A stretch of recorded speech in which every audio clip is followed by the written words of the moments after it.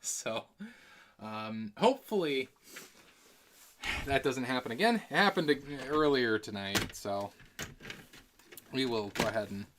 I doubt anybody wants to see me try to figure out putting that together, but I did think of something that might be easier to demonstrate fault finding on.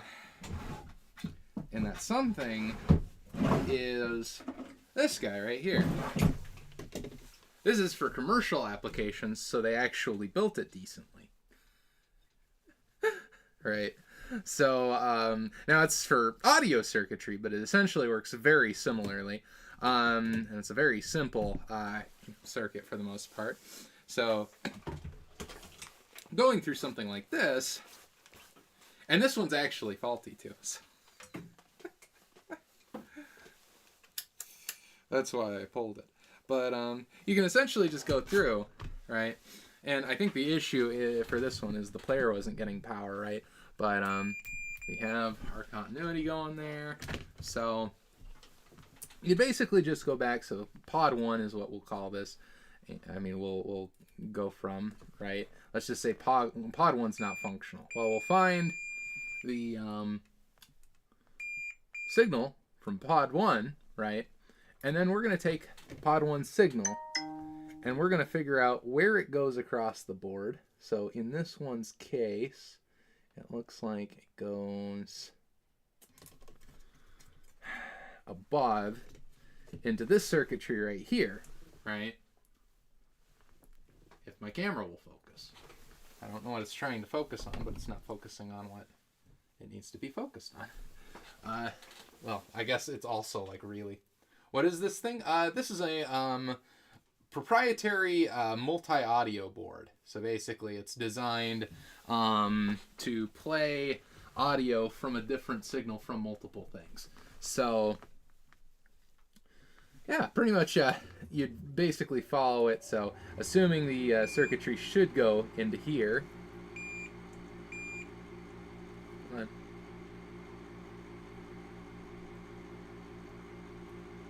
Add a little something there. Okay, so yeah, we can assume it goes into this capacitor right here, C69. Nice. Am I right? We happen to find C69. Let's go. And then we check. So if it's supposed to go into a capacitor, we'd make sure that we're not getting continuity directly through the capacitor, right? And we're not, so that's a good thing. And then we continue down the chain. So it probably goes into one of these little, I'm assuming, individual amplifier chips, right?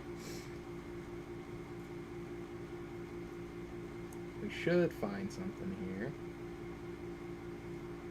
Should be going into an amplifier chip, ideally. I don't know. It's difficult to get your probe into the thing where it'll actually get it, because I think these are mono. There we go. Yep, so you got output from the amplifier board, right? And then it's going to go through these resistors right here, okay? And typically, if you're looking at a well-labeled board, as this one is, you'll see C69 here is labeled C as capacitor, and R is labeled as resistor. So they're very helpful to you. Once again, boards for commercial applications are made so much better than boards not made for commercial applications. But then you should get signal through your resistor, right? And if you don't get signal through your resistor of some kind, generally a resisted signal of some kind, so as you can see, it's not perfect continuity, but it's a resisted signal, that essentially means that you have a faulty resistor, right? So then you go back and you find out where this stuff is going, and at this point it's going into a bunch of vias in and out of things on the bottom of the board, because this is likely multi-layer. Not like super heavily multi-layer, but still probably multi-layer. And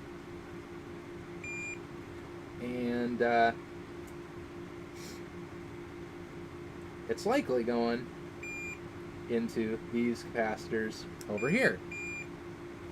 So you can trace it over to these capacitors. Check these capacitors for both capacitance as well as making sure they're reading their proper values. And then you pretty much just fault find all the way up the board like that. So that's a little bit of a better example that actually worked of fault finding. And hopefully none of the information on here was proprietary, because once again, this is borrowed from work. So what can you do? but yeah. Anyway, it's a faulty part, essentially. I was like, well, you know, I can maybe pull something from it at some point if I need to. But yeah, do some recycling, right? But yeah, it's no problem. I do definitely like to help anywhere I can, and if you know, get caught up anywhere, do feel free to go ahead and message me on Discord or anything like that, and I'll try to help any way I can. I'm definitely not like an expert in these kinds of fault finding. There's definitely people who are very brilliant at just taking a board with no schematics and no references or anything like that, and then just fault finding it straight upwards. And a lot of that comes from a logic of exactly what it's supposed to be doing. So for an example, I knew on that board exactly what it's supposed to be doing, so I could fault find all the way up it, right? And you could just go down the chain, you could look at the individual components, you can make sure they're showing the correct values with the multimeter. And of course for capacitors, you're not going to be guaranteed for that, because ESR is a massive factor when it comes to capacitors. But if you're getting no signal through that port, then most likely it's going to be something along the lines of a completely faulty capacitor. And a lot of the time you can tell, by the way, too, if you see any bulge on the capacitor. Like, if you take this guy for an example, this guy looks perfectly flat up top, but if you look at it and it was bulging a little bit, that's a good telltale sign that the gas in this capacitor is starting to expand, and the capacitor will likely either blow eventually, or it'll just let out gas essentially until it's completely non-functional. So there you go. Yeah, that's that in a nutshell. So we might go ahead and try putting this back together, I guess, and seeing if it actually works. Should by rights, because it just worked a minute ago. But we at least should have that lined up. We're mostly going to try to put this together just to see if I can, because yeah, it's kind of ridiculous just how it's assembled. Oh geez. Yeah, there we go. Okay, so everything's slotted in now. So then we're just going to grab these screws, them back in. But yeah, kind of an interesting board. Also, gotta love the fact that, you know, rather than putting this crystal on correctly, they just were like, yeah, we'll just, this is supposed to be a through-hole crystal, right? We're getting curious now. This is supposed to be through-hole, right? Yeah. So they left the legs, like, ridiculously long on this, on this through-hole time crystal here. So we're gonna fix their work here, because I don't want to leave that like that. Once again, this board is just almost comical. But let's see, where are you? There you are. Okay, we're just gonna take this, and we are going to back up the temperature.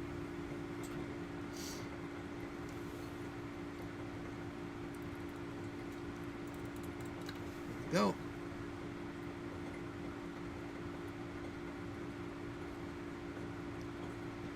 Come on. There we go. And we're going to take our iron and not stick it on the plastic. We are going to snip these legs down a little bit, the way they should have been from the factory. Well, at least a little bit more like the way they should have been from the factory. We'll snip them all the way down when it goes back on the board. All right.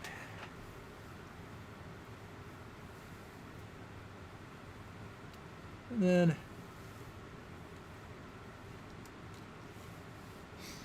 we're gonna grab our soldering iron,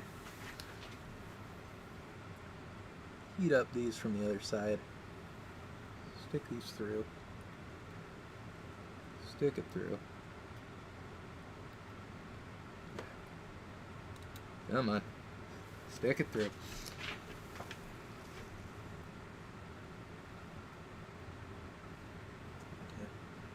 Gonna have to line this up a little bit.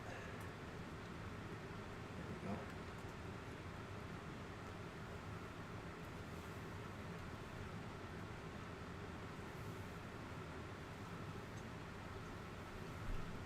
Come on.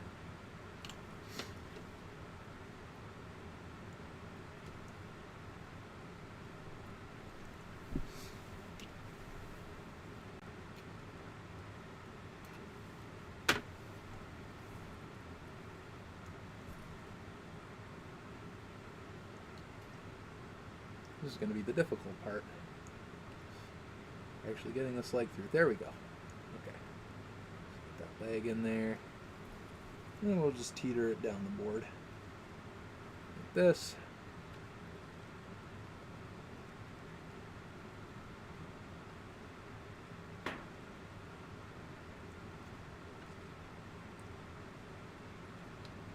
There we go. Now she is on correctly. And then we're just going to reflow it quick with some good solder. Well, we're going to cut down the legs, then reflow it with some good solder. There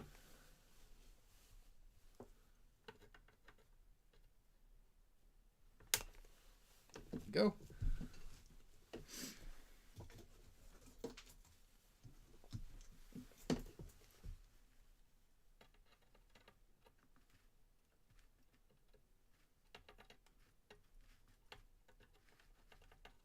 Reflow those. And then it probably won't work any better, but it'll be happier just knowing it's done right, won't it? Make sure this is still working after all the torture I put it through.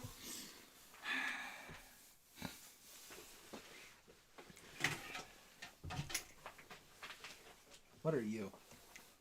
Oh yeah, here are the lead. Okay, take power. Pop her in.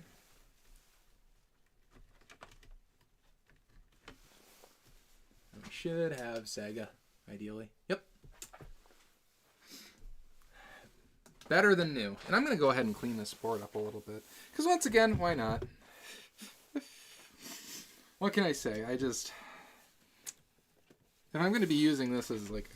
I probably shouldn't do that when it's on, by the way, but it's alcohol, so in theory it shouldn't hurt anything, but probably best not to do that with power in there. Just clean this off, because you know all this is filthy.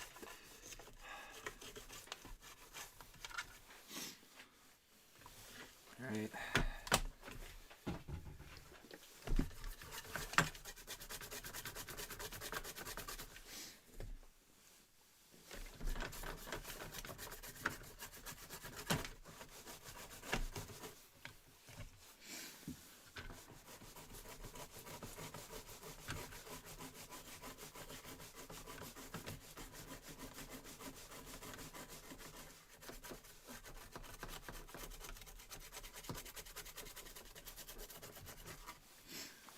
Alright, these ones are terrible. Oh, that's plenty of alcohol.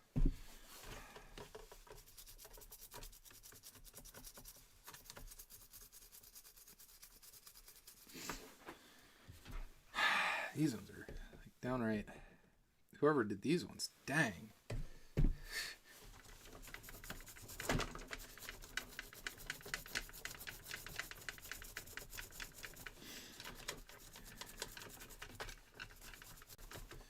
Okay, we're almost done. Oh yeah, we gotta remove this bodge wire.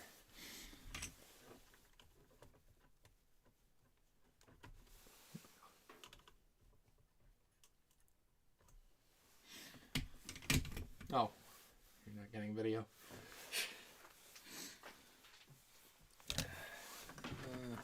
inside for now. And then put this back in.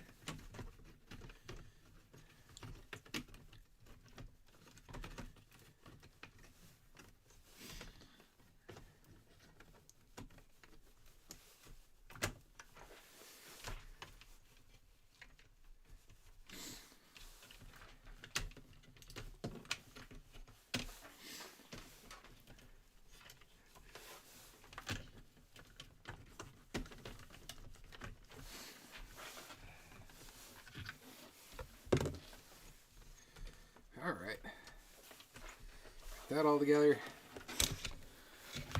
Then we gotta get this off. Oh, jeez. There we go. Mine. Okay.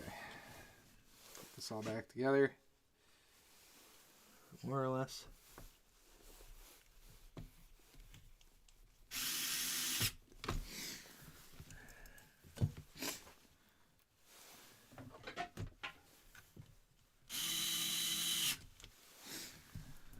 Okay.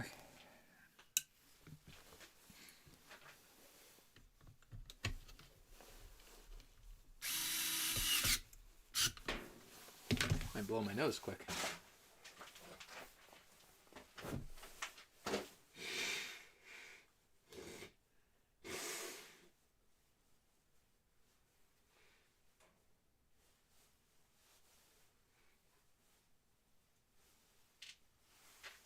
All right.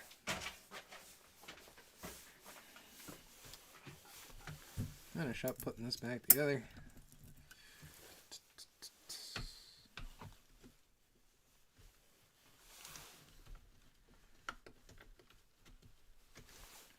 That's supposed to be together like that. This had screws holding it in, I think, but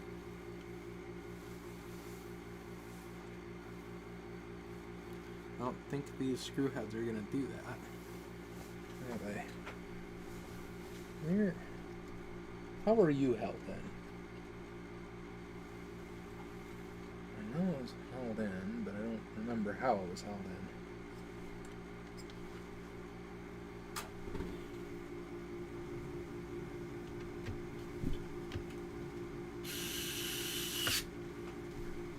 There's another little screw right there. Once again, it would probably be best to, you know, actually keep track of where I'm pulling these screws from. But what can you do? Yeah, that does not look very good.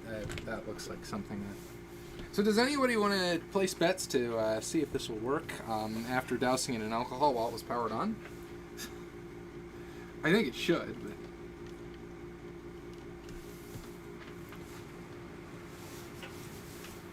That being said, you know, just because the science is there doesn't necessarily mean it's going to actually work.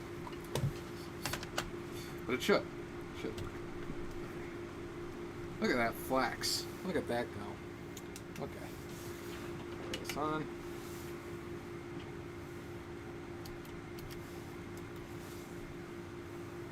Look at that.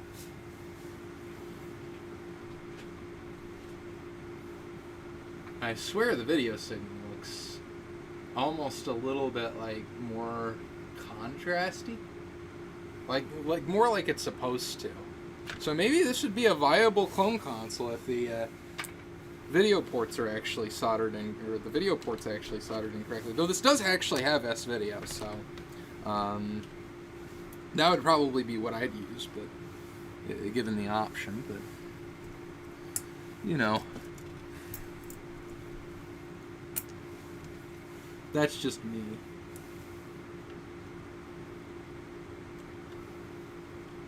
That's not correct. It's got to be one of the smaller ones, right? Which doesn't really make a ton of sense, but... I mean, you know...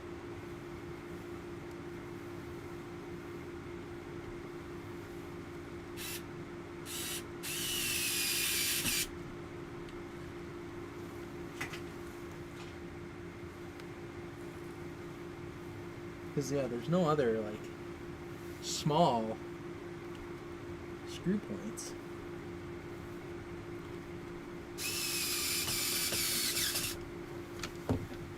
Yeah, that doesn't do anything. I don't know.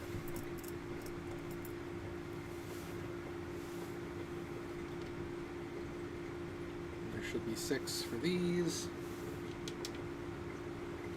I could probably look at the video because, oh, I could probably look at the video if I actually have the video on. That usually helps if you actually have the video running. So, you know, reference the video in the future. Once again, still getting used to the whole lab thing. But,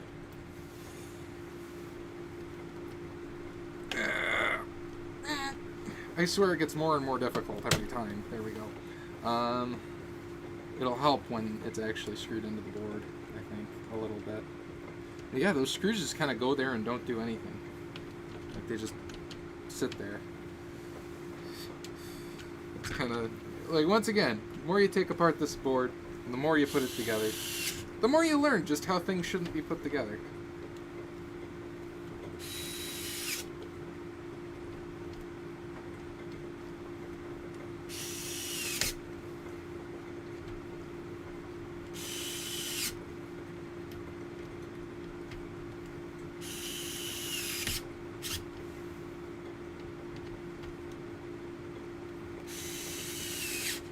There we go.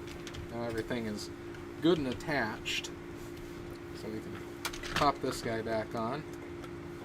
And we can pop this back on. Oh, that was probably for... Yeah, so I guess those just weren't populated. Because I don't have enough screws for anything there. But I know these guys are going to go and screw that in. So yeah, I guess that's just sitting there. Okay, then. I mean, that's fine. They can do what they want. Boy.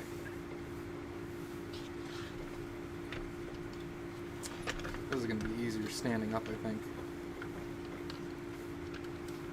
Because they're posing a challenge here.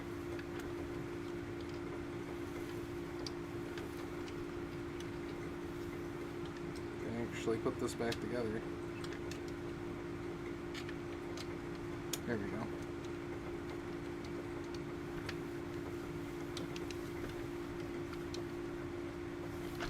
So that one's correct, but all the other ones are off.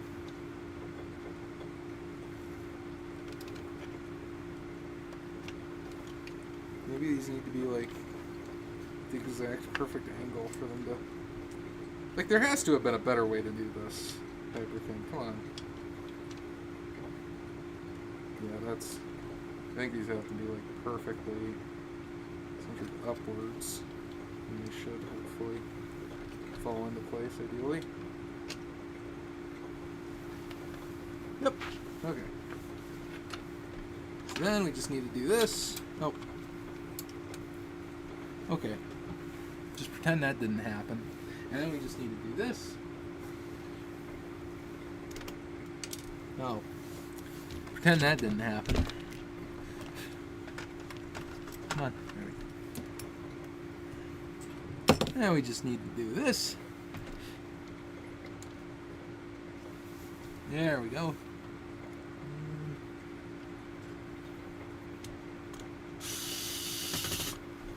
That's fine.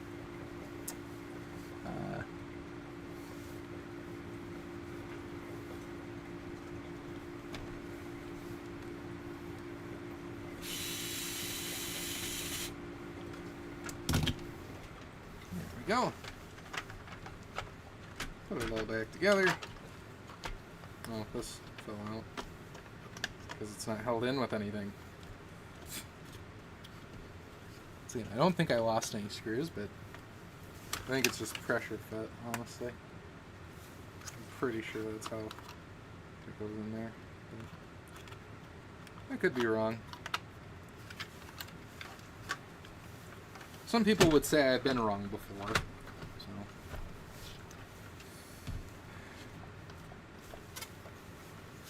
This doesn't want to come together up front for some reason. There we go. It just didn't line up. Now it looks like we'll even also use all of our screws, so that's good. 2, 3, 4. It makes you wonder who was the QC person who was just like, you looked at this, right? And they were like, yeah, send it. Right? Like,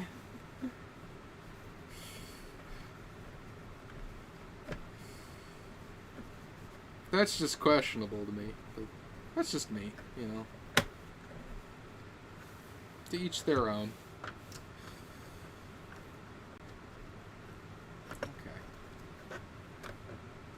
So yeah, that'll be a good fix. So far we're 3 for 3 on things working. I mean, granted this one, well, let's double check and make sure this power button, yes, it does work now. Good. Look at that. Some ASMR here. There you go. And I just remembered all these weren't screwed in properly, so I probably lost half of them, I'm guessing.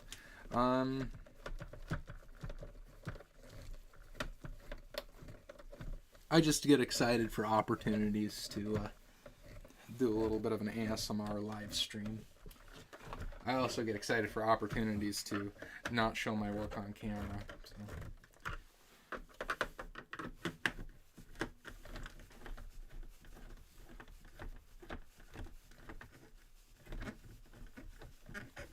This might not be correct. Oh, no. Went through. It just took forever.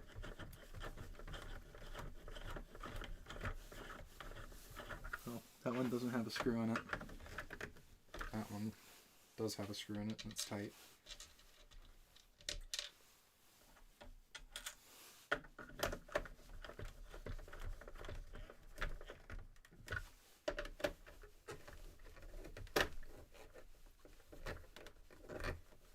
Alright. That seems good.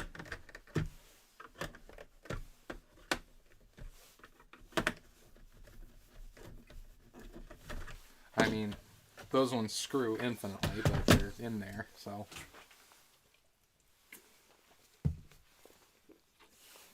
Works for me. So we're going to go ahead and give this a test. Place your bets now. I mean, this one's a pretty solid. Just tried it. But, still. Who knows? If something can be screwed up, I will always manage to be able to screw it up. So, there you go. But, ta-da! Try this again.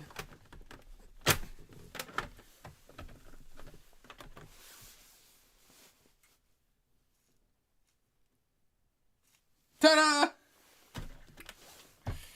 Oh, well, it usually helps if you actually plug the video into the video and not the audio. There we go. Ta-da! There we go. Give it another.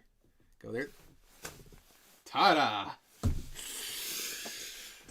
I'd play a little bit of Lion King, but I don't have my Genesis controller down here, excuse me. Yeah, I say that's pretty good. I say that is all in a day's work.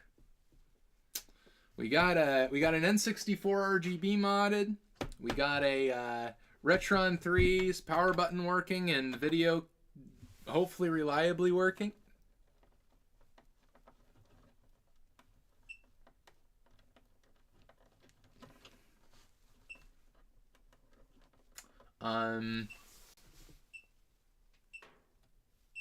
That was weird.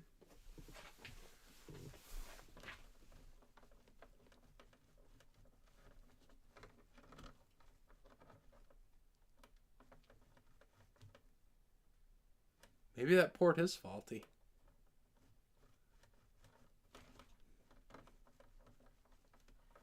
And it just freezes, too. That's Retron 3 for you. But, it seems to be fairly stable, at least now.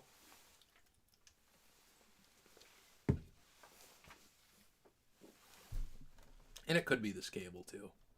This cable could be the issue. If I do this. Yeah, it's fairly stable if I do this. It could have been the cable the whole time. This is actually both composite and S-video. So, they do make a HDMI version of this same console, I think, though, now. So, I'm sure it's very updated because this one, let's see if we can find a copyright date on her. 2015. It's a copyright date of 2015, so this guy's almost 10 years old. But I think they do make a current Retron 3 that is HDMI. So, HDMI and composite, if I remember correctly. So, but this is just the old crappy version, I guess. I'd have to probably see a teardown of, you know, their products to really see myself possibly buying one in the future, due to the fact that this one was built in a way that I would say is below my standards, and that's saying something. So, yeah, this one seems to be working at least. And honestly, the video quality out of it, for composite, like, I think this looks semi-decent. I mean, yeah, it's going through my, OSSC and the composite add-on board. So, I mean, that thing does magic to composite, don't get me wrong. But I'd say this looks adequate. I mean, I have seen worse looking HDMI, like, cheap retro consoles. So, yeah, I can't complain. Alright, and then there was one thing I wanted to do left, and that was this Nintendo 64 controller for my last trick, I guess. This is a Nintendo 64 controller that I had gotten from the Goodwill with the GameCube analog stick. I wanted to see if there's anything I can find on this GameCube analog stick, because it actually feels semi-decent, so I want to see if it's like a brand name one. Because the thing is, I'd considered, you know, going out and buying the 8-bit dough one, but if this was like an 8-bit dough one, then, like, you know, Goodwill kind of already did my work for me. So we can go ahead and take her apart. She just takes Philips zeros, I believe, or Philips ones. Philips ones, maybe. Are you Philips one?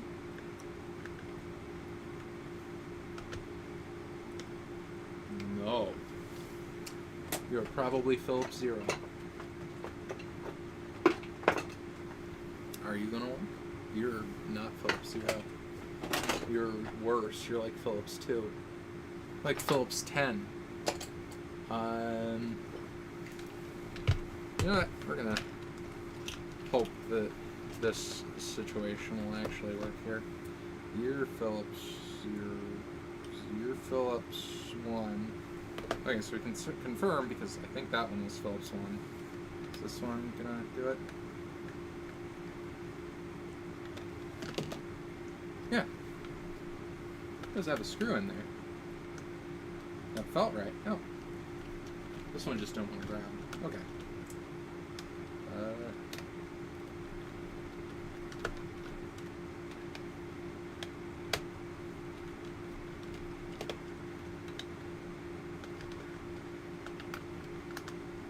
Yeah, we're just gonna check out this, see if it looks like a generic or if it has any branding on it.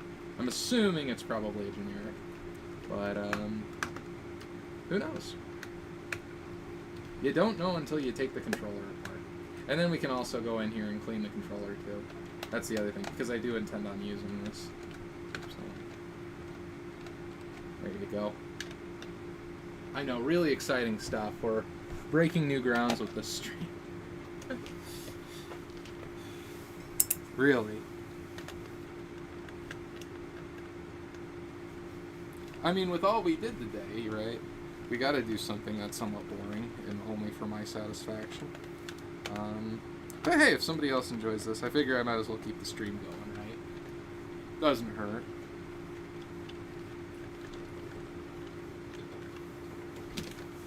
This should hopefully pull apart, yes.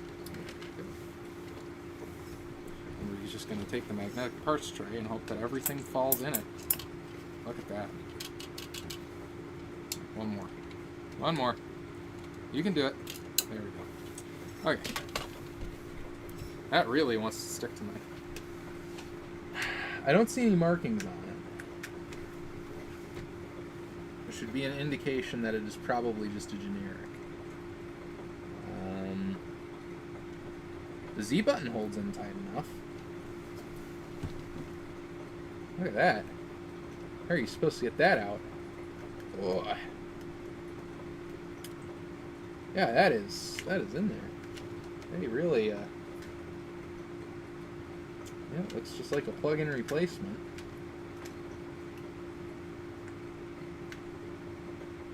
I don't know if I'm going to be able to get this off without damaging it. So I don't know how it was gotten on in the first place, unless it'll slide out, but it doesn't feel like it does that. Oh, it's clipped. I don't want to break it. It doesn't look like it's designed to expand. This might be one of those situations where it's like, just leave well enough alone, right?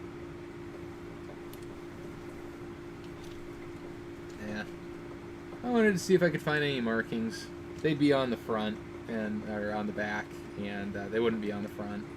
So it's just as generic it looks like. But that being said, for generic, I think I enjoy it. So we'll have to check the controller inputs or output, see well, like the analog stick stuff, to see if it looks like it works correctly and or decently, I should say.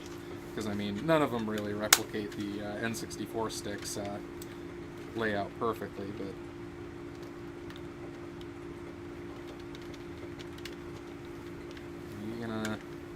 Come back together. There we go. Okay. Yeah. That was mildly interesting, I guess. We found out that it makes it very challenging to remove the analog stick. So there you go. They definitely don't want that going anywhere.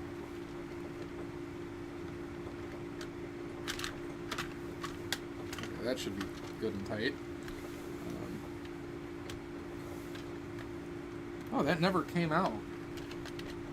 Oh, okay. That's fine. Is that correct?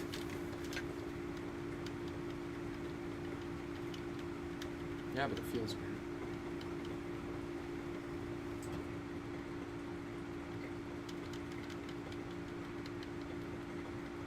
I suppose that's correct. It just feels a little strange. Maybe because it's not completely together. That might be part of it. I just had it completely together, like properly, and now it isn't. What the heck?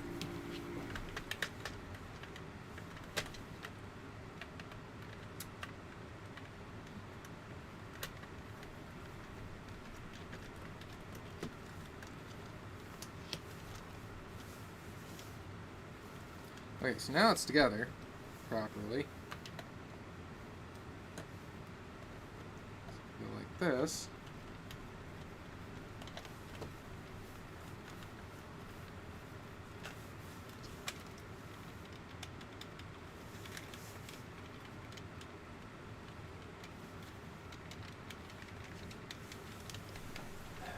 That doesn't feel like it has as much bounce to it as it's supposed to. Maybe the membrane got messed up.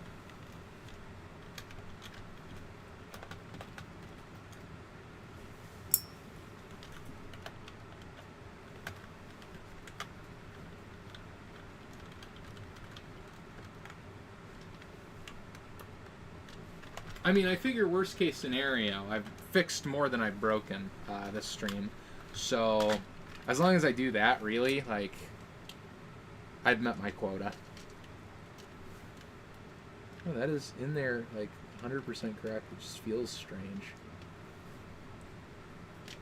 Isn't that something?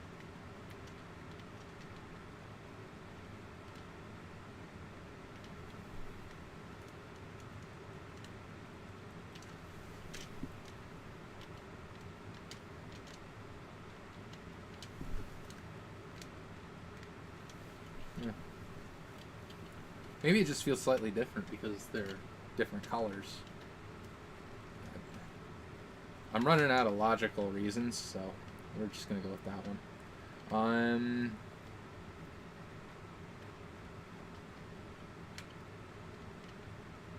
Okay, so we'll go ahead and try to put this back together once again. Ideally, get in there. Should just sort of melt together like chocolate or something. This side doesn't want to. I don't think anybody's ever streamed themselves having this much trouble putting together a Nintendo 64 controller. So that's I'm breaking new ground. I'm putting in a lot of firsts here. Oh geez, come on. Get back in there. Get back in there. Come on. Okay. Come on. Okay. Try this again. This time go together correctly, please.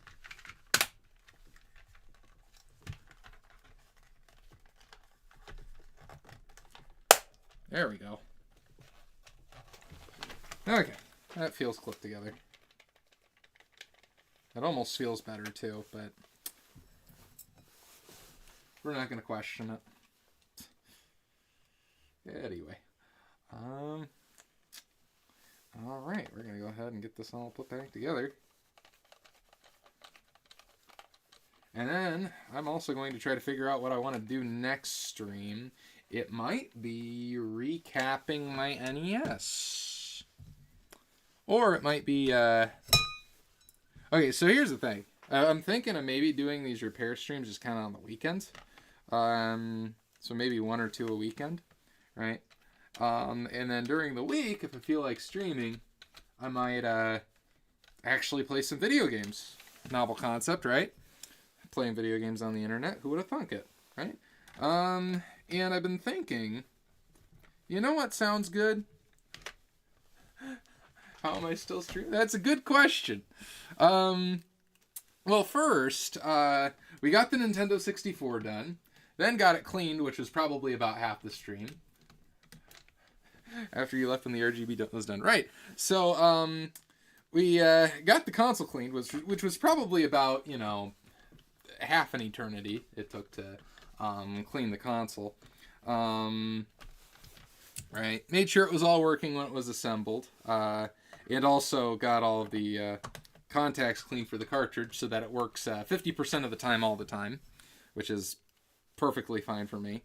Then, kind of went through fault finding with this, got it all taken apart, laughed at how it was put together for probably a good hour or two, and then got it put back together and fixed. The power button is now working, so it will now, I don't have to unplug it to, you know, use the power button. And the video is also functional, but it was kind of already functional before, I guess. But for some reason it wasn't. I think, and it does kind of, like, if you wiggle the cable, like, hard enough, it will go out, but it was kind of shorting to ground. So I'm guessing that's probably what's happening. It's just a faulty video port. And I don't really have the wherewithal to go out and replace a 3-part video port. But we are nearing the end of the stream, because the third thing I decided to do is just take apart this controller and see if I could see any markings on the back of the analog stick, which I couldn't. So, don't know who made this analog stick. All I know is it feels semi-decent. Like, it has the spring return of a Nintendo GameCube analog stick. Doesn't feel exactly the same, but I mean, it feels pretty decent, all in all. And yeah, this will probably be an N64 controller I actually use for, you know, some things. I mean, I'm not one of those people who hates the N64 analog stick. I am perfectly happy with the N64 analog stick. It works fine. In fact, for the games that are designed around it, it's probably one of the best things to use. But like for something like Mario Kart or something like that, where, you know, or Mario Party, right? Stick like this is great for any sensitive stuff. Yeah. I mean, like Mario 64, I'm probably going to want a real one. Like anything where I need to like have proper sensitivity, I'll probably need a real analog stick. But I'm gonna go through the check out Electromodder's website for N64 sticks. Oh, okay. I will give a boomer screenshot of that and check that out.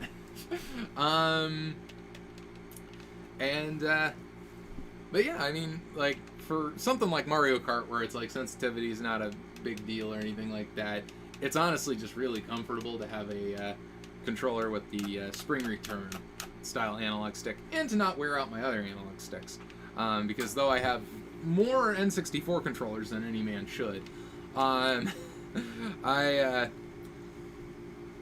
only have so many with good analog sticks. So, fun fact: Electromodder used to be a portabilizer back in the way late 2000s. Oh, I might have heard of him then. I was looking into that stuff back then, or kind of oohing and awing at it anyway. I didn't have any background or experience in electrical stuff, but I just liked seeing people do it. So, yeah, particularly out of YouTube. I you know, I've been down that rabbit hole enough times. So, but yeah, I've always been fascinated by people who get 8-bit. They make Hall Effect. Oh yeah, that'd definitely be a good option, particularly for the permanence of Hall Effect. I've been thinking about getting some Hall Effect Switch Joy-Con replacements, because my Switch Joy-Cons have started to show a little bit of drifting. I can calibrate it out of them, but it's, yeah, not a good situation. And I particularly don't want to be like, you know, on a trip at any point and be stranded with Joy-Cons that drift. So I mean, mainly I'm interested in doing it for the reliability. I've looked into the Hall Effect ones. I can't remember the manufacturer. They're in my Amazon cart. The ones by Ghoulie Kit, and they seem to be reviewed fairly well. So, but I don't know if anybody else is actually doing Hall Effect Joy-Con analog sticks that are reliably Hall Effect. So that would be good for, you know, permanent solution for the N64. I think I watched a video a little bit ago on somebody kind of comparing them, and he kind of came to the conclusion that I think those ones were the ideal. So, but yeah, I mean, I'd probably be overall happy with just, you know, getting one of those, and then I can have this for like a spare or whatever, and then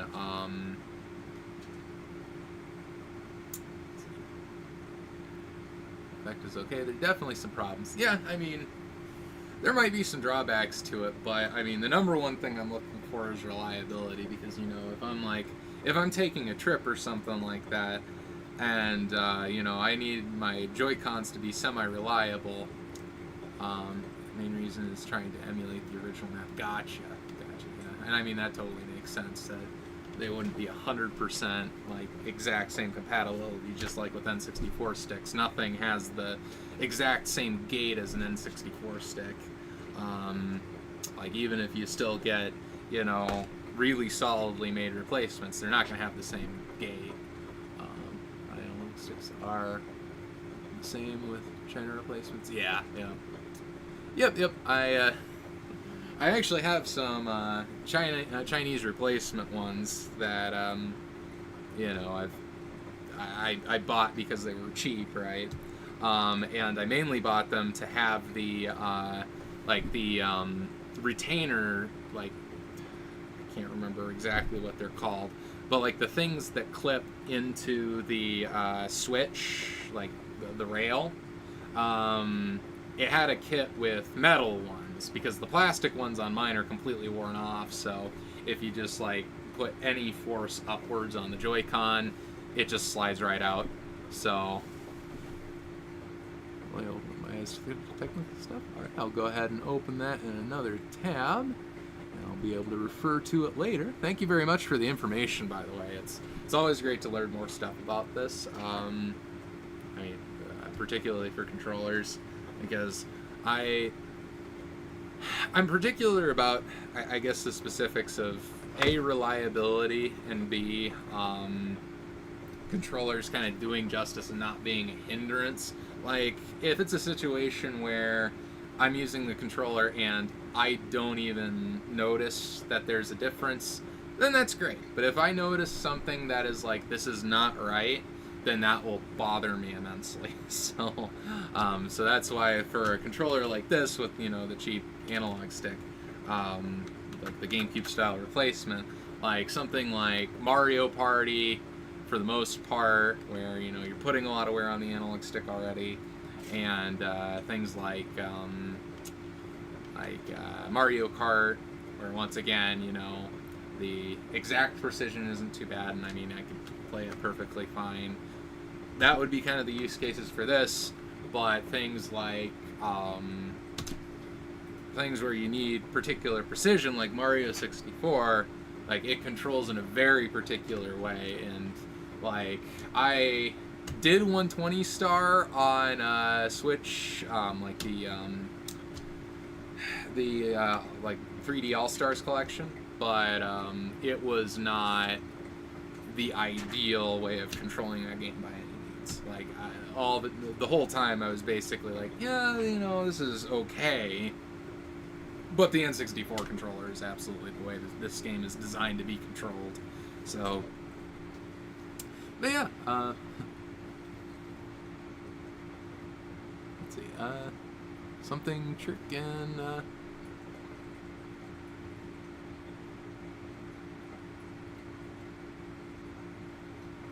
I'm not sure what you're referring to there, but just N64, like Mario 64 in general, it feels so much better with the original analog stick compared to like doing anything. BLJ. Oh, BLJ might be what you're talking about. Backwards long jump. Zero star route. Yep, that would be it. I don't speedrun it. I've actually never successfully done a backwards long jump, but the thing is, they patched them out because the Switch version uses the Shindu version of the game, which doesn't actually have the BLJ. But I think they've figured out a way to do zero star on the Switch version. I don't know. I follow Mario 64 speedrunning kind of occasionally, so it's one of those things where, like, if you ask me at a certain point of time, I can say, oh yeah, this is what's going on in Mario 64 speedrunning. And then at other times, it's like now it's like, I haven't followed it in 2 or 3 months, and it's a very volatile field, so... Prison used to watch that dude, but didn't like the way his channel went. Oh yeah. I mean, yeah. I mean, for the most part, I haven't really followed too many of the individual speedrunners themselves. Just kind of looking at the scores, watching the records, that kind of thing. Just because, like, honestly, they kind of fascinate me in a way that they're so precise. Like, it's ridiculous. Just, I mean, like, particularly Zero Star Run is now down to an absolute science where, like, shaving off 1/4 of a second is a huge deal, right? I think we have those streamers that we watched that went down a path we didn't like. Yeah, you know. that happens, unfortunately, and I mean, it is kind of how it goes sometimes. um, yeah, I mean, fortunately, I haven't gotten into like a ton of streamers. For the most part, that are like I haven't I tend to watch more. I don't know what that sound was, but I tend to watch like more small streamers, like small retro streamers. So they tend to be a little bit more consistent, I guess. um, I guess in what they do and what they're there for and that kind of thing. Like, I mean, I've been like between making videos and live streaming. I've been doing this for a good 10 years now, and really my content hasn't changed all that much, but I think part of it is, you know, the times change and that kind of thing, and I've tried all kinds of different things. Like, this is something that's completely different to me. I haven't done anything like this before, and, you know, there might be people on my channel that are like, well, you know, getting 100 nations on occasion. Let's say North. Yeah, that's the kind of thing when you know, you kind of lose that gratitude, I guess, and you just become complacent in it. Might be part of it. But I mean, I just can't ever see myself anyway going down that way. Like, I mean, like my intentions is, as long as I have some consistent viewers, like that's like, I will always be thankful for that no matter what, because, you know, I had like the first 4 years of my YouTube channel, like it was just crickets. Oh, gotcha. Yeah.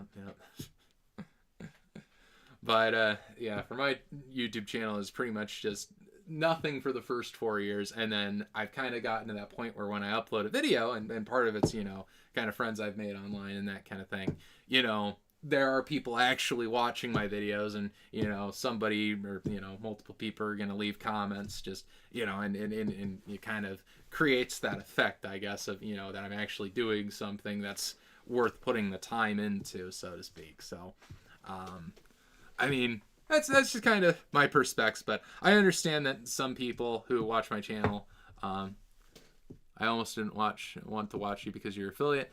Yeah, I mean, it's one of those things where I got affiliate a long time ago just for the emote slots.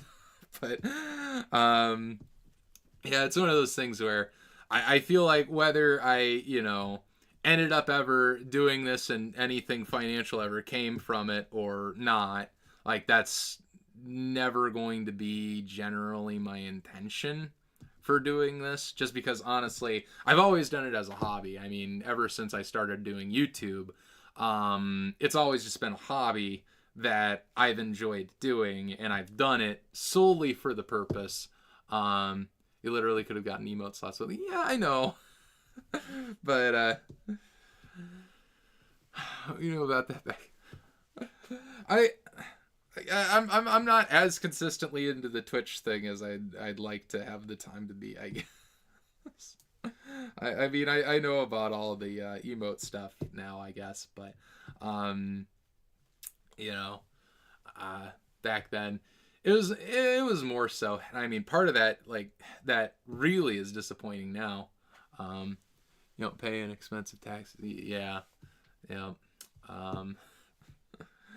But yeah, part of the downside of it too, which is annoying, is you can't turn off ads as affiliate. I don't know if they run ads on non-affiliate streamers as well, but I know there was a point in time where that was a thing where you could turn off the ads, and I, of course, had ads turned off, and now people get ads, and it's like, well, I don't make any money off of it. I've never seen a dime from Twitch because I've never hit that threshold in which they'd actually pay out. So, yeah, it's one of those things where it's ridiculous that they won't let you turn off the ads. But yeah, I mean, my advice for my stream is, if you want to watch it and you see it on, there are plenty of extensions that work on YouTube. That, of course, I'm streaming on YouTube, and I don't know if it's TOS to say particular elements of it, but I would say that if somebody wanted to, they could, in theory, do something absolutely heinous YouTube and block ads on YouTube. But Yeah, that's the way I'd say you can counteract ads. But as far as that goes, like I just like that's the annoying thing with Twitch is like because it's so difficult for a small streamer because like you don't have that viewership already, and if somebody's willing to give your channel that chance, and all of a sudden they click on it and 30-second pre-roll ad, it's like ain't no way you're gonna stay on it for the 30-second pre-roll ad, right? So it's unfortunate. I just there have always been these issues I've had with Twitch, and that's one of the reasons why I'm I guess a little bit more particular about simultaneously streaming on YouTube, despite the fact that really none of my viewership of these streams comes from YouTube. Is A, you get the VOD, and B, I watched your small style YouTube channel. Oh yeah, awesome. But yeah, it's definitely my YouTube channel is definitely small style.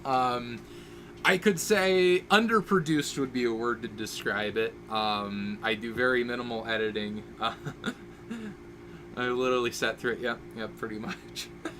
That's how it has to go for my YouTube content. Is I don't really edit it down much. Like my pickup videos, the original intention of those was to contribute to kind of the community of pickup video channels at the time, because it was kind of a smaller community of people, but there's still definitely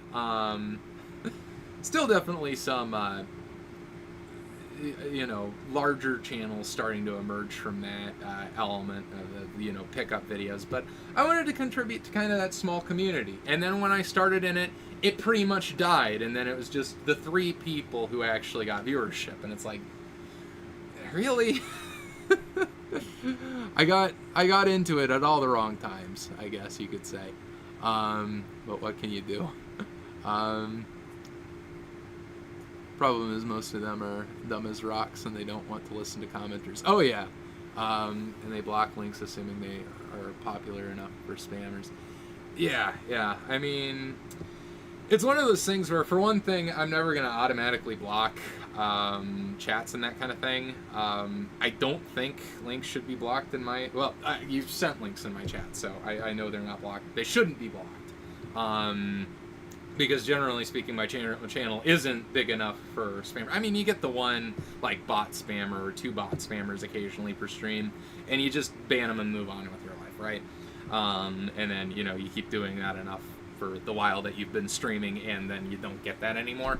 But yeah, I mean, like, I wouldn't automatically ban individuals for posting links and that kind of thing. And of course, I always like to listen to commenters, because I mean, that's like, I mean, realistically, I could go down here and I could do that N64 mod, I could do the GameCube Pico mod and that kind of thing. And it's one of those things where when you do those, I could do it myself, without streaming, and do it quicker. Other than that situation where you pointed out the expansion pack thing, that I probably would have been stuck on for a solid while, to be honest. So might have actually saved me time to have streamed that. But generally speaking, it would be quicker, it would be easier, I wouldn't have to have a camera set up and that kind of thing. But the reason why I do this is because of that interaction element to it. I love the interaction element and just getting to meet new people who kind of share common interests. And that's why I've been so excited about doing this, is this is a common interest that I have with, I'm sure, plenty of people. But, I just haven't broken into this circuit before, so most of my viewers, they're interested in collecting and that kind of thing, but haven't met a lot of people who are really into the console modding scene. So it's kind of cool to get to meet people who are interested in this kind of thing. Let's see. I could literally get good-ass info that you can't find yourself. Yeah, definitely.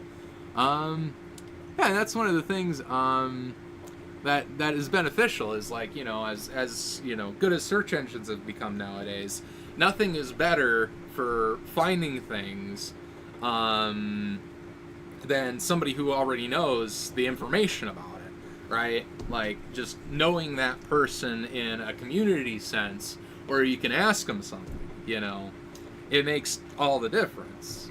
Because, I mean, like, with this kind of thing, it's like, yeah, you can Google things, and, you know, you can find the results that will probably get you where you need to be, but you might have to try multiple things. Like, you might try a product, and it might not be the right one, but if you, if you come to, like, the, how do I put this? If you come to somebody who actually has experience in it, well, they will have already tried everything and be able to bring up the pros and cons and that kind of thing. Hey, Bovine, welcome to the stream. What's the over-under for breaking stuff or fixing stuff so far? Believe it or not, as much of a shock as this is, I am currently 2 for 2 for today and 3 for 3 in general. So we have a streak going. Between my GameCube Pico yesterday, worked first try. Then my my GameCube or my Nintendo 64 RGB mod worked 17th or 18th try. Fortunately, Master 801 here told me, "Hey, dummy, maybe you should try putting the expansion pack in the console." And yeah, that that did it. But there you go. I can already tell you that the PS3 OLED death is probably caused by a bad GPU, but you'll find out exactly by checking what the tool. Yeah, exactly. Like, let's tell you, be having the GPU having bad solder balls, which isn't true. Yeah, absolutely. Like, unfortunately, I found a video about that. Like, it's gotten fairly popular, where he kind of goes through kind of the history of the of like troubleshooting those PS3s, and then kind of explaining what actually happens with them. And it's like, because, you know, I always thought that, you know, it was either it needs a reball or it's the NEC token tantalum capacitors, because yeah, those capacitors shouldn't be used for that use case. They tend to only be a certain percentage of the failure rate, and then those GPUs have essentially 100% failure rate with enough heat cycles, which totally makes sense given, you know, the information that we now have on them. So, yeah, it's one of those things where if you don't know somebody, and if you Google it, right, they're going to tell you it's the, well, now probably Google's going to tell you, hey, it's those NEC token capacitors all the time. But, if you check the system diagnostics, you'll really find that it's like only 10% of the time or so that's actually going to be your solution, and fixing those is only going to temporarily introduce heat that is going to help, right? But those caps do fail all the time, yes, absolutely. But they're really only like 20% maybe of the cases, and then, you know, 50% is the CPU failure, and then 30% is other issues. But, you know, Google is going to tell you 100% of the time it's the same answer, right? Let's see. Are we gonna clean those scuffs off or what? Which scuffs? The scuffs on the controller? Yeah, we can do that. We can clean a controller. Laptops use all of those all the time. Yeah, and they do fail all the time. I mean, well, mainly it's because those are volatile capacitors. Like, you're not supposed to use those in high heat applications. Those are super reliable ESR, like super high quality capacitors. But if you get them hot and cold, then they are going to fail. I mean, and that's just the nature with any volatile capacitor. Like, really, for those elements, you have to use something like a ceramic capacitor that doesn't ever really fail just because of heat cycles, right? Let's see. I brought my brother those Gully Kit Hall Effect Joy-Con sticks. I need to see how they turned out. Yep, definitely. I'm definitely curious on how they actually work, and I'm thinking of buying some of them and putting them in my Joy-Cons and seeing how they roll, because, well, like, the number one thing is I just want a reliable pair of Joy-Cons that I don't have to worry about stick drift with. Like, if I take them on a vacation, or if I take them, you know, on a work trip or something like that, I don't want to take my Switch out after, you know, like a long day of work or whatever, and my Joy-Cons are drifting and they don't work. Yeah, yeah. Definitely worth a try, if anything, for the reliability. But some eat a lot more power, have issues. Well, I think in theory with the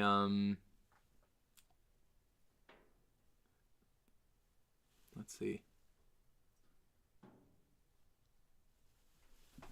But yeah, that's at least what I've heard too, as well as I believe it was the 8-Bit Does who, the person who I watched test them all, said they had the most accurate representation of the gate, as well as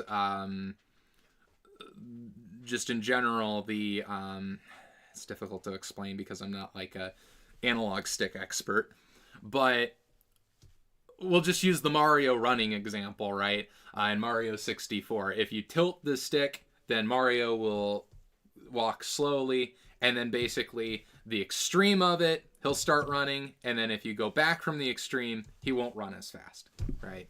So the sensitivity, I guess. And wireless replacement board. I was curious about the wireless replacement board, so it's good to know that it's not good. But yeah, I mean, it's not something that I'd be super into for like using with an N64, but some weird like alternative to I guess NSO N64 controller, though those are back in stock now, so I'm planning on grabbing one of them. But yeah, for like an alternative for that, if they weren't an option, I was curious about them.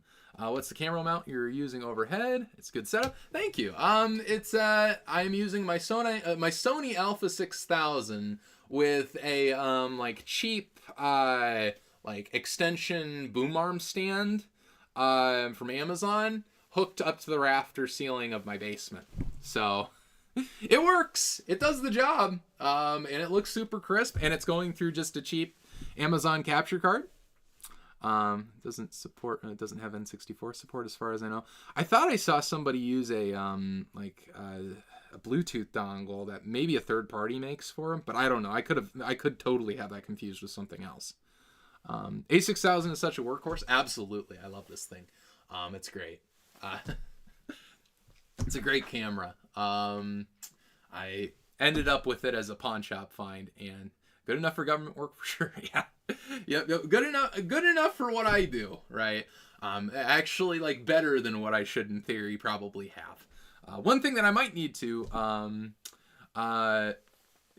upgrade is maybe my microscope, because the annoying thing with my microscope, and it's not like the worst thing in the world, but if I go to my microscope, it does not like the shutter rate doesn't like my LED lights. So that's the one downside of it. But I mean, other than that, like, this setup works well because I can get decently tight with the A6000, right, if I'm working on something detailed. But if I need to do something micro, then I just switch over to the microscope, and that works fantastic. But yeah, like, that's the unfortunate thing, and I don't know if getting a better microscope would fix that, but what can you do? Let's see. Just make sure I'm caught up with the chat here. I don't want to miss anything. Am I going back to regular streams? Hopefully. I am planning on doing regular streams just like this. I mean, I put so much work into the setup anyway that I do plan on it. Next weekend, as long as my hot tweezers come in, I am planning on doing a full recap of my Turbo Duo. So that is another thing that I am going to do. And then eventually an RGB mod of that as well. But for now, I think that'll probably be my next repair stream. But I also have cap kits that I need to put in my NES and in my Genesis. And do I have anything else like mod stuff that I need to actually do? I'm kind of clearing through some of it. So, oh yeah, and I am planning on eventually modding an Xbox 360. So with the it's the R something 3. It's like the reset hack, whatever. Is it the RH3? Like it's some basically it's making the Xbox 360 be able to run unsigned code. There you go. But that's going to be a goal eventually here too. They don't say what Bluetooth. Gotcha. Ton of noise. Checked a couple models. Couldn't find a decent one for streaming. For microscopes? Yeah. I mean, this one at least I get video out, but it's it's not good with my lights. And if I turn my lights off, then I don't have that issue. But with the lights, it's just the refresh rate of the lens of my microscope and the light don't like each other. Let's see. Probably assume it works with those adapters for consoles. Yeah, I mean, probably. But I'd be concerned for N64 for any of the like no-name Bluetooth adapters too, just because like the gate's already weird for the N64 controller. So if you put an adapter in line, like the one that's commonly used for GameCube, I can't remember the name of it, but to adapt GameCube to Nintendo 64, it's generally considered a good option, but the gate is completely different. And it's not the same gate as a GameCube stick would typically be either, to the best of my knowledge. So, like, it's a fully square gate. So, it's weird. At least not for a good price. Yeah. Nothing like spending a bunch of money on accessories and doing one stream with it and abandoning it. Yeah, that's what we do, pretty much. Get something like this. What do we got here? HID microscope camera, RX450, HDMI input, digital. I might have to look into that. I haven't read into one of these yet, but that could be interesting.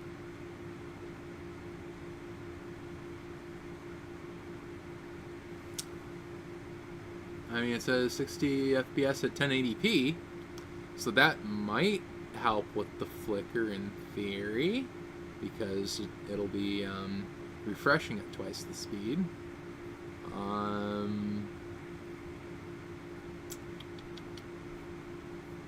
Yeah, I'll have to look into that. See if people have good luck with lights. Let's see. Multiple sellers on AliExpress with multiple item variants. Oh yeah, definitely. Originally bought. This is where you originally bought the T12 station.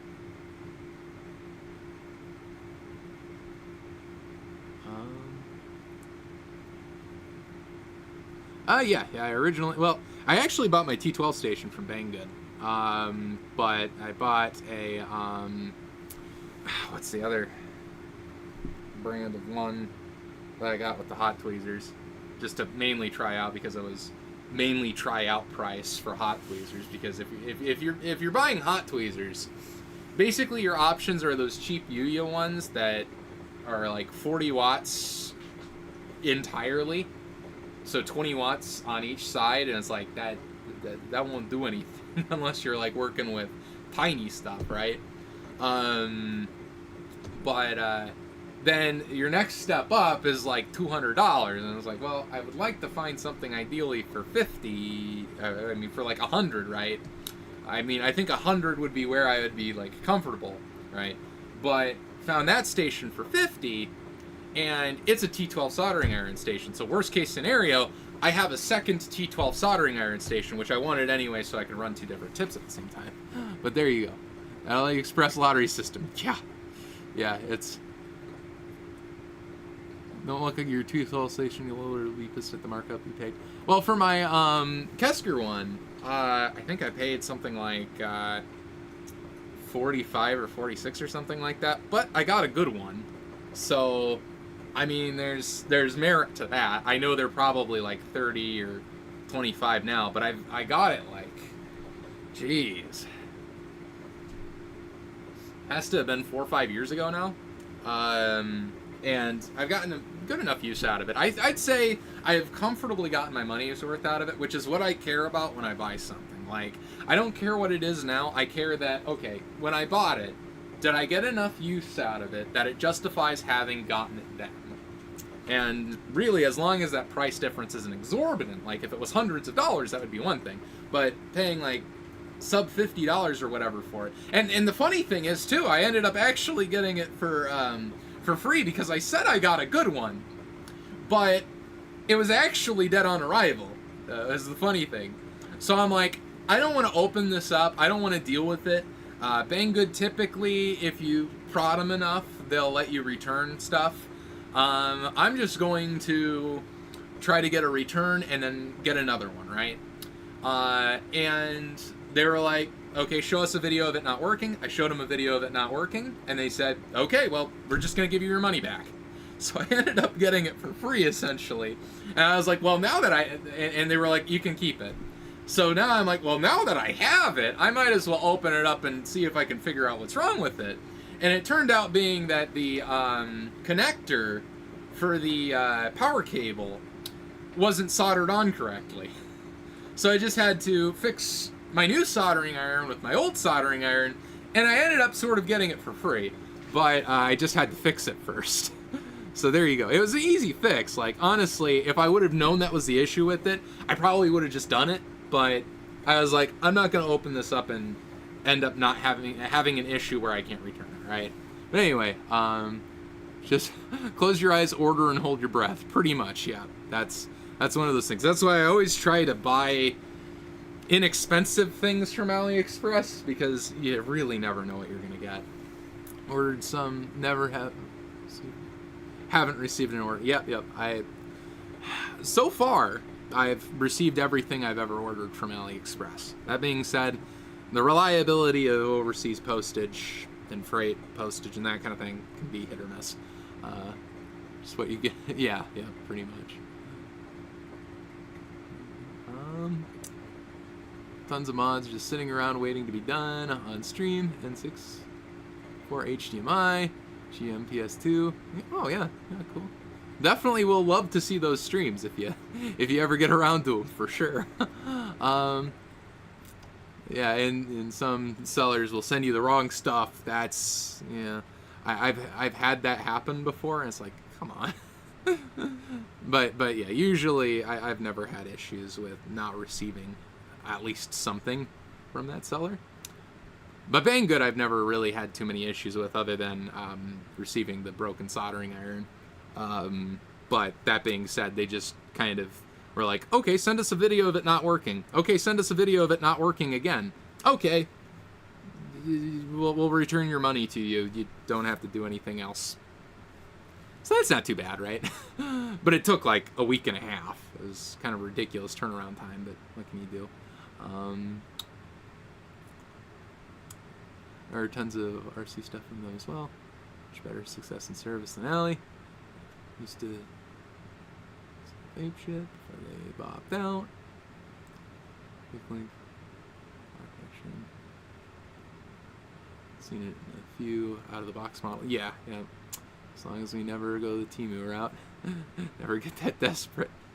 Yeah. You get another camera setup going. Be all pro like. Yeah, I wouldn't necessarily call myself pro. But this is like janky with incredible results. This is what I'll call this. Better do it before Twitch shuts down. Yeah, pretty much. Wouldn't want to have to stream on YouTube. Anyway. Oh, what can you do? Okay, so we're going to clean this up. Because Bovine wants me to. And when Bovine wants me to do something, I'm not going to say no to Bovine. Come on. So, we're going to use some my cleaner of choice for plastics, Armorall Ultra Shine Protectant, because it is designed with UV protectant, so it should, in theory, help from yellowing, as well as it's designed for plastics. So, specifically whenever you're cleaning like consoles and stuff, you want to use something designed for plastics. Let's see. You been on Insignia at all? I've never heard of Insignia. Oh no, Insignia, right? The Xbox Live thing. No, I have not, and I need to. particularly now that I'm getting all my consoles reset up. So again, because I'm known for doing that frequently and having stuff not work and then eventually getting it working right before I end up tearing everything down again. So that's basically my process. But yeah, I would really like to get on some Insignia action. That would be awesome. Lots of different games. Received 100 messages today with Restream chat. That's great. Thank you, Restream. I can't even be mad that it sends messages in the chat just because it works so well. Get one session on Insignia before 2025. Amen, Bovine. We need to get on that. Yeah, definitely. I mean, 100%. I have been, if anything, either X-Link or Insignia or whatever, been wanting to do some gaming with the retro community again, so that'd be awesome. And particularly this time of year, because I'm not ridiculously busy. So, in fact, I'm ridiculously unbusy in a way. Thankfully, you're not in the Pineapple group. I don't know what the Pineapple group is.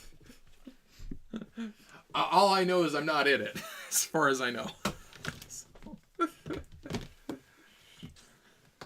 But,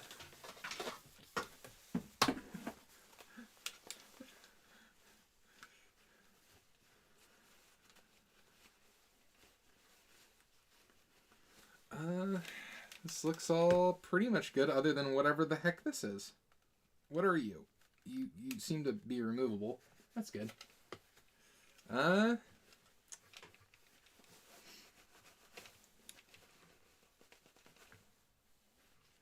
we're making progress on this. It'd be nice if you guys could actually see it. Yeah, once again, still getting used to the whole camera. Which N64 RGB board did you install? I installed the Bitfun X one because Voltars were out of stock, and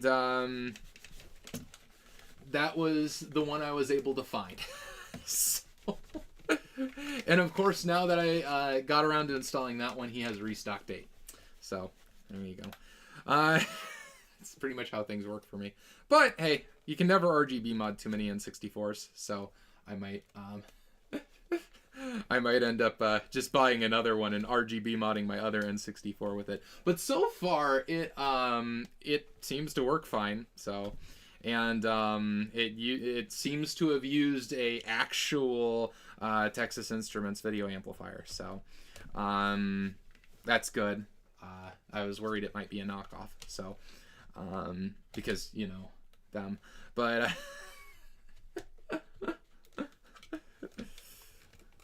I mean, you know, all things considered, as long as it works and I don't get interference, it works for now. Yeah, we're making good progress on this controller. Oh yeah, she is shiny now. Beautiful. I guess that's hard to mess up cloning that board at this point. Yeah, yeah. I mean, that was what I figured as well too. It's a simple enough board that it'll work at the very least. And I just wanted to, I'm redoing my entire setup, and I want to get as much stuff RGB compatible as possible because I don't know if I told you about this yet, but I decided to go ahead and retire my Micomsoft XRGB3 and replace it with OSSC. Almost M64 worthy at this point. There you go. But yeah, replace it with an OSSC, and of course now that the RetroTink 4K is out, I want that. So I'm going to be living with the OSSC for now until I eventually the OS or the RetroTink 4K gets back in stock, and then this OSSC will probably live in my basement and be the world's most expensive test scaler setup, because I also have the add-on board for composite video and S video. So you'll get the OSSC. or go straight to the RetroTink. I think I'm gonna get the RetroTink 4K. I like the scanline emulation. That because like I've always hated artificial scanlines, but I've always liked scanlines. But looking at the scanline implementation with the RetroTink 4K, like it just looks like you put that on an OLED TV and you're 99.9% of the way to a CRT at that point with black frame insertion, right? I mean, ridiculously crazy. I just can't justify it enough for stream purposes. Yeah, I mean, I get that, and you know, hating RetroTink, I mean, I understand pricing wise, the reason behind it, but I mean, it's one of those things where, for my use case, trying to, if I used a 4K display, definitely would have grabbed one. Yeah. I mean, for 4K and specifically for like you're trying to kind of congeal things a little bit, at least for my situation right now, into being able to play everything on one modern TV. It's one of those things where I think it might be the best option for me, and honestly, like, Mike Cheese supports his products. That's the number one thing I'm particular about. As long as, you know, they're continuing to be in stock. But he still supports them even if they're not in stock. But, I mean, you know, they're not in stock. So I will joke and troll about that until they're in stock again, but I understand that there was a lot of demand for that thing, and he probably couldn't have imagined for how expensive it was, how much demand it would have. But overall, I think it'd be a good option.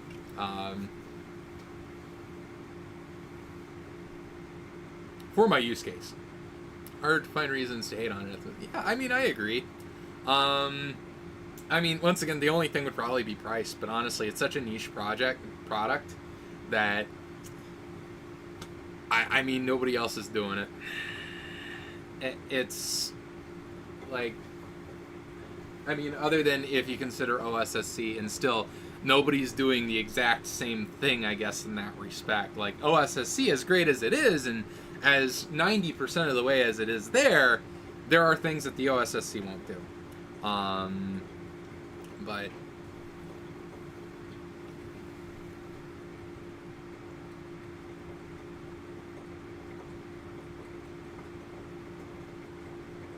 yeah, I mean, like, the number one thing is, I don't care if somebody marks up their product. Like, that doesn't bother me, as long as they're providing, like, a smart value, if that makes any sense, so to speak. Like, if they're providing a product that,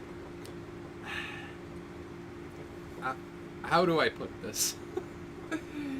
If they're providing a product that nobody else is providing, and they took the time, effort, and energy to do it, they should charge however much that they feel like charging for it, and just understand that every dollar you charge more for it, less people will buy your product, so you'll move less volume, if that makes any sense. But honestly, where he's at right now, volume is the issue for him, because he doesn't have it in stock. So clearly, you know, he's sold it at the right price as far as I'm concerned.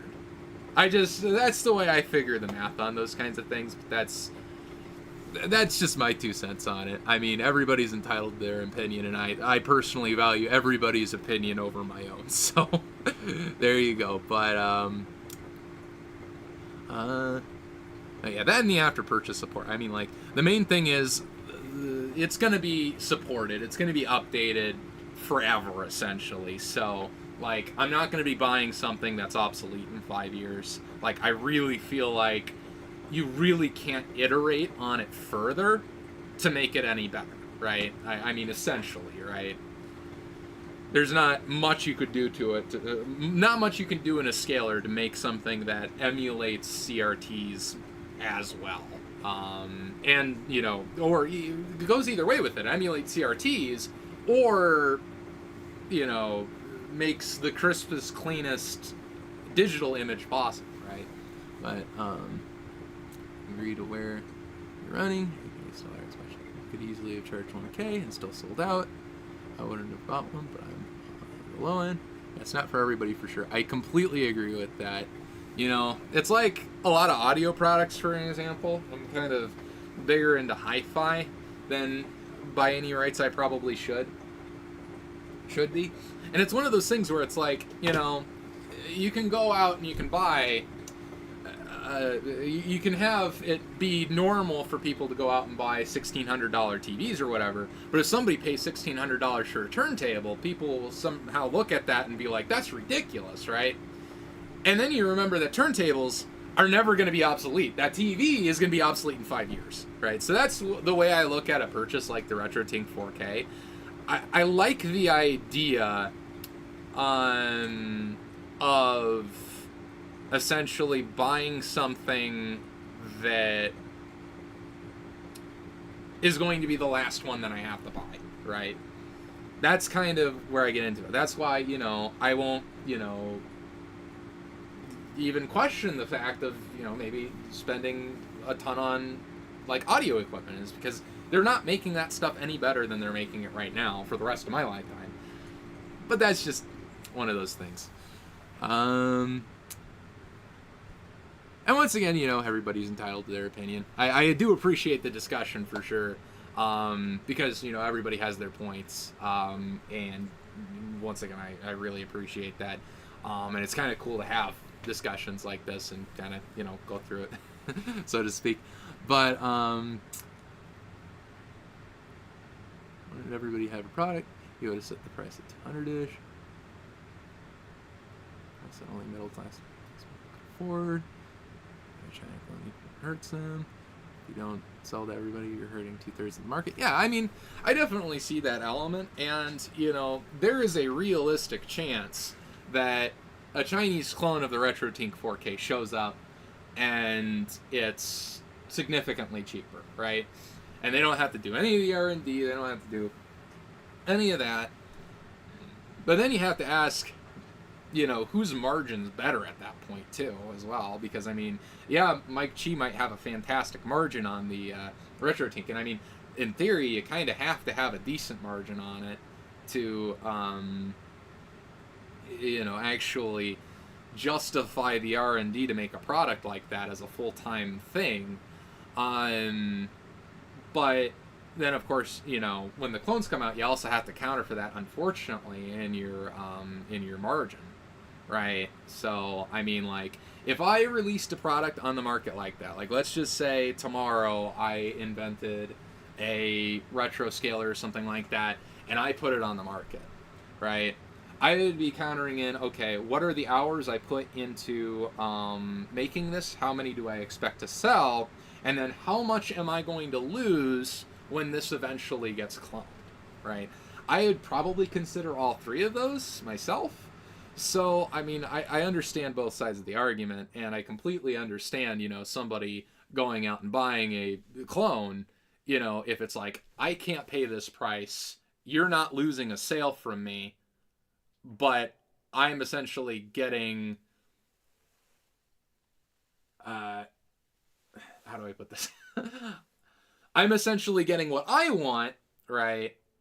And it's not hurting you because I wasn't going to buy your product anyway, right? So it's one of those things where it's like, if I'm not sipping on the juice, I'm actually sipping on caffeinated cherry cola sparkling water, because sparkling water has went full circle to the point where it's flavored like pop. So there you go. It's so backwards, but there you go. But anyway, no, I don't know. I'm just tired and having a difficult time formulating my sentences. But where was I going with that? I completely lost my train of thought. Oh yeah. I would, like, if I put a product like that on the market and somebody was like, listen, I can't afford what you're charging for it. Like, I cannot afford to pay your markup. I'm just going to buy the clone. I'm not losing a sale from them anyway, right? So, like, I understand. And, you know, I will never, you know, scoff at somebody. Like, I mean, take, for example, my Bitfunix board, right? I'd never scoff at somebody buying the knockoff when Voltar made the original design, right? And I don't think that he should too, right? That's just my opinion on the matter. I like supporting the original creator, and yeah, I know I am going to buy. I am super hyped for his SNES 2-chip mod. I plan on buying my Turbo Duo mod from him, but he just didn't have this one in stock, so he lost my business on that one, unfortunately. Now, my next N64, probably mod with his board, but it would have been 2 boards if he had the other one in stock. And yeah, his is 3 times more expensive, but at that point, for the quality you're getting, you're getting a quality product at that point, and you are supporting the original developer of the mod, and somebody who's honestly, I've watched a lot of his content, and I've learned a lot from him, so I like to support what he has done for the community for free. But there you go. That's just my opinion. Yeah, that's the issue with Voltar. He never has anything in stock. Like, you got to get your supply chain figured out. It's not 2020 anymore. But that's just one guy's opinion. I don't know the inner workings and situations that he has going on. What can you do, right? But, I mean, I'll never scoff at somebody for buying the knockoff version, because at the end of the day, they're not losing a sale over it. They're not supporting the person. It's just that person who created that product doesn't have that product at a price point that some individual can justify, right? That the individual in question can justify. So, like, if I put that product on the market once again, I was like, let's just say I'm making a, scaler, and it's supposed to be the best ever. China makes a knockoff in 6 months, and people are like, well, I'm just going to buy that knockoff. Well, it's like, well, okay, I'm not losing sales from them because they weren't going to justify the cost of my product anyway to counteract my R&D. The R&D is the only thing that's missing from that cost, for the most part. But anyway, that's just my 2 cents. And not worth much more than 2 cents, but that's just my 2 cents. Let's see. Let me catch up with the chat here. There's a chance. I have to deal with it. I feel for them, honestly. I'll support the ones I feel put all the effort and F the ones who try to rip. Yeah, absolutely. Buy a GDMU or the 400% buy a GDMU. Yeah, absolutely. And, if the individuals, like, if you don't like somebody's business, I would say definitely don't support their business, right? I mean, there are companies that, like, I don't want to go into individual companies at this point myself, I guess, because, once again, I haven't researched the subjects so much, but some of them, it's just like, I will buy 10 clones before I buy a product from this company because of the people who run it, right? I mean, you take limited run games, okay? I am going to mention a specific. I hate limited run games, and I hate that they were the ones who got the Persona 3 and Persona 4 special editions, and I'm not going to deprive myself of those because they're the only person making them, but I am going to complain that they are the people who got it, and, I'm going to make sure that I relay that fact to Atlas very clearly every chance that I get, right? I mean, yeah, I'm just one person, but if enough people do that, hey, maybe they'll decide to work with somebody else in the future that's less terrible for multiple different reasons. I mean, there's tons of reasons, ethics-wise, that they are not people that I want to give my money to. But, I mean, also, I don't want to deprive myself of the product. So it's one of those things where you have to look at that balance. And realistically, if it was an option where I could buy a knockoff from China, I absolutely would. But nobody's making Persona 3 Portable Collector's Edition and Persona 4 Golden Collector's Edition knockoffs in China, unfortunately, to the best of my knowledge. So what can you do?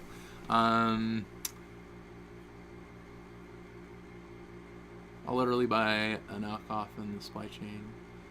They promise. Yeah, absolutely. At the end of the day, you got to do what's right for yourself economically. Yep, definitely agree. Like, I am fully one of those people where, like, it's just like the Gabe Newell philosophy with piracy, right? It's a distribution problem, right? If people are buying your product from somebody else and not you, you have a distribution problem in some way. That's just the way it is, right?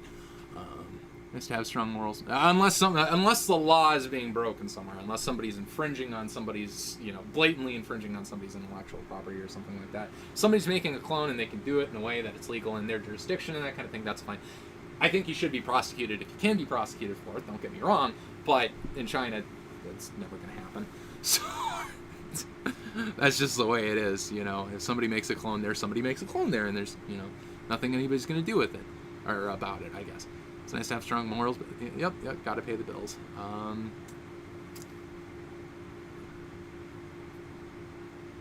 the Persona fans into anything logical? Yeah. Could you imagine some Persona fan thinking with logic? Jeez.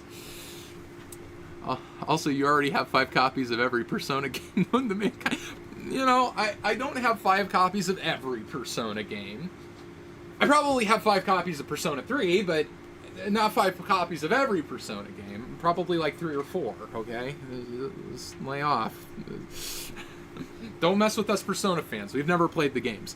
There's a lot.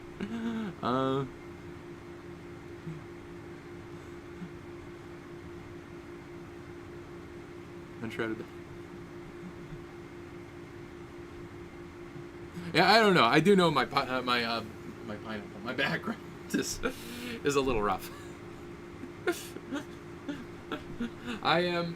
This is why I wholeheartedly own this as the dungeon, right? This is my dungeon.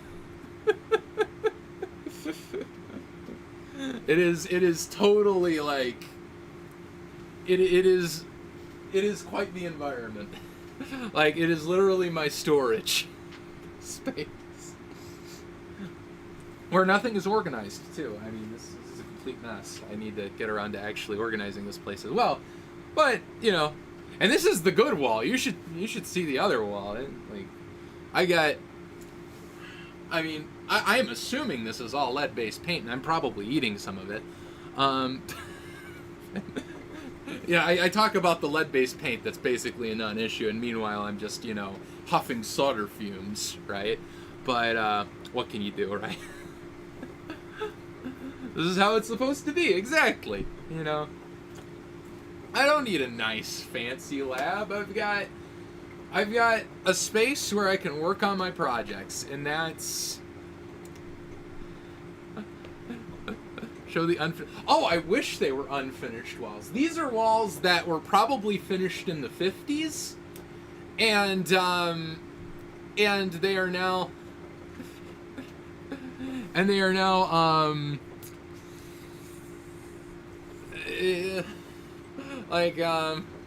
yeah. It's pretty rough. Like, all the walls are, yeah. But hey, 2 more payments and this son of a gun is mine, so I can't complain. Which feels good, by the way. Feels very good. All this peeling paint, 2 more months belongs to me. I'm very happy about that. So there you go. It is absolutely my empire of dirt, and I can say that happily. Right? It looks like Silent Hill 2 in this lab. Yeah. It definitely, it's quite the environment. I could say for sure. Like, in this workbench, by the way, is rusted to all. I mean, like, come on. I guess you're skipping over that, but okay. What do you mean? There are a lot of reasons why pineapple. Maybe for probably. Yeah, I don't know who you're referring to. That's gonna start bleeding soon. Yeah, there you go.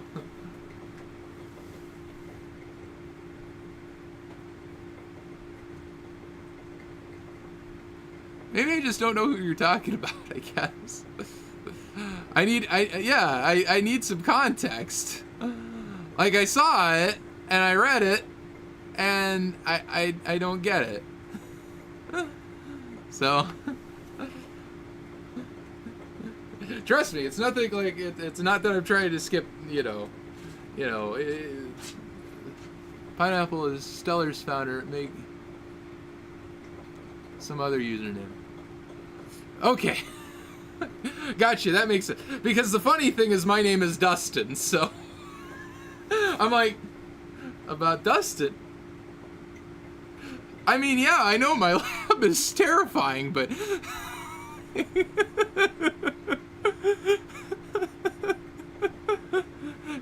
I thought you were talking about my actual background. I guess the problem is I just can't read. So I apologize. So, he scammed some users via PayPal back on Assembler Games back in... Oh, gotcha, yeah, so... just some scammer Dustin, not one of the good Dustins. So, yeah. There you go. I'm sorry, it's nothing against you, I just was really confused.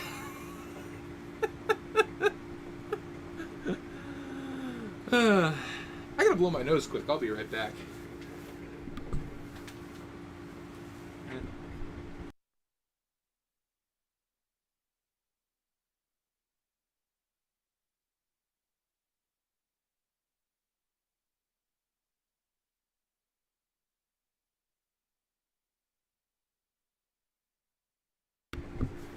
I'm like on the 3rd week of this cold. That's the memo on that drama. Yeah, I wasn't familiar with it. And now the exact same dev is allowed to roam the realm with their scam HDMI mod. Yeah, that's terrible. Yeah, if somebody's doing that kind of other... I mean, definitely, people should call that out. For sure, that's... I mean, the scammers should not really have any place in such a small community. Like, I mean, though the retro gaming space has gotten bigger for sure than it has ever been, it's still a small community of people, and I mean, we should, anytime we know situations like that, absolutely call it out. PG archives. Gotcha.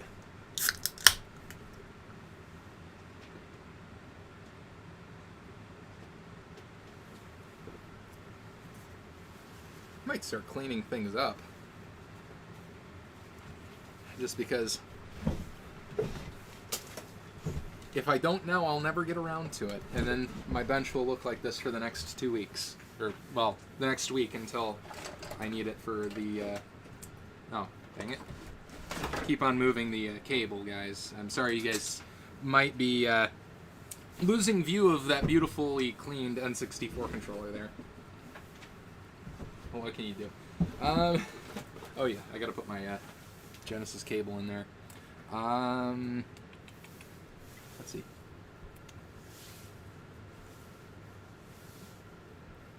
Trading court, as you're saying.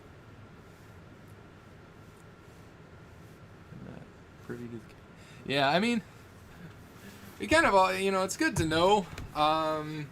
Certainly, I guess the bad players, so essentially we avoid them, but you know, we're not all I guess privy to all that stuff, so yeah, it's not something that we're all gonna be completely familiar with, to be honest, but I've heard he's got into the system fraud. Oh yeah, definitely. I mean, it's good to know exactly, you know, kind of... I mean, certainly specifics. Last thing we ever want to do is, you know, falsely accuse somebody, obviously. But it's good to know, you know, proven allegations and that kind of thing of those particular kinds of things. Because it's good to support people, essentially, that are good people and not good people. Because at the end of the day, you're just perpetuating bad behavior if you know, allow those acts and that kind of thing to go unchecked, for sure. If I grab this one, this.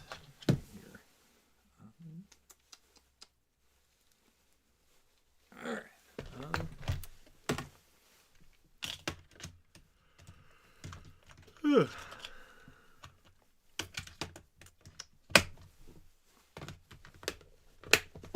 Alright. Alright. Yeah, once again, I think the plan for what's on the docket, I mean, full-time job. Yeah, yeah. It's one of those things where it's kind of. I'm sure, unfortunately, it happens more than it should, so it's going to be difficult to keep up with all this stuff for sure. So, I mean, the best thing is, I would say, just to make sure it's known where, in circles in which it's being discussed specifically, for sure. But that being said, we're not too privy on all of that stuff for the most part.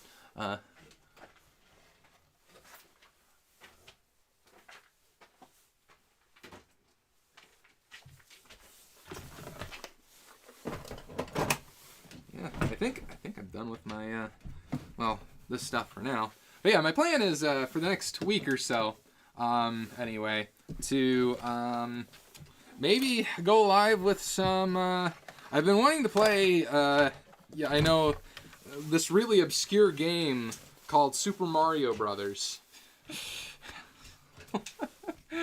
Might not have heard of it, you know, it's by this, indie dev called Nintendo. But anyway, yeah, the plan on the docket is to eventually sometime this week, I'm not sure if it'll be tomorrow or the next day or the following day or whatever, just whenever I'm not busy, just start kind of into playing the All-Star Pack versions of those games on the Super Nintendo, because that's something I've been wanting to do for a while, so, because, there's some games that, like, I probably, well, like, the thing is, I've played them all, but, like, if you asked me, have you ever seriously sat down and, Super Mario Bros. 1 spoilers, dang it, yeah, I know, I just, the plot of that game is really what makes it, so I really want to try to, you know, like, I don't even know if I want to stream the ending of it. I mean, I could probably just cut it off at the end so you can all experience it for yourself in all of its glory. But, at the end of the day, yeah, planning on doing that, because I haven't really just sat down and played through Mario 2 and Mario 3. Like, I played through Mario 1 quite a few times. But I've never actually, like, played through Mario 2 and Mario 3. It's kind of, it's something that I came to a realization of recently. As crazy of that thing, as something like that is to come to, like, one of those 3 a.m. wake up in a cold sweat in the middle of the night epiphanies, you know? Like, I've never beaten Super Mario Bros. 2 and Super Mario Bros. 3. Those are, like, games that, you know, I probably should have played by now as somebody who enjoys platformers. So, there you go. But how did I spill, I spilled a bunch of Plastex on my... oh, great. Now I'm getting it everywhere. Spilled a bunch of Plastex on my bench. Dang it. This is why we can't have nice things like Plastex.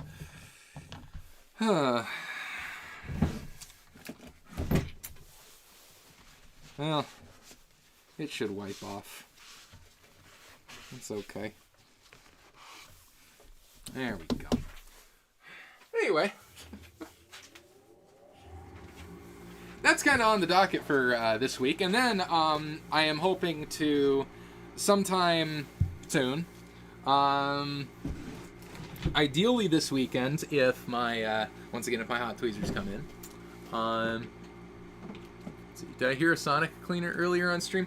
That, I don't know if, that might have been my furnace, but I haven't used an ultrasonic cleaner on this stream. I have my ultrasonic cleaner somewhere. Once again, this basement is horribly unorganized, so I don't know where any of my stuff is. I just kind of moved everything down here and figured I'd figure it all out later. Where did I put my ultrasonic? How do you lose an ultrasonic cleaner? How do you lose a 6-liter ultrasonic cleaner? Oh, it's down there. Right. I have it down here. And I was contemplating...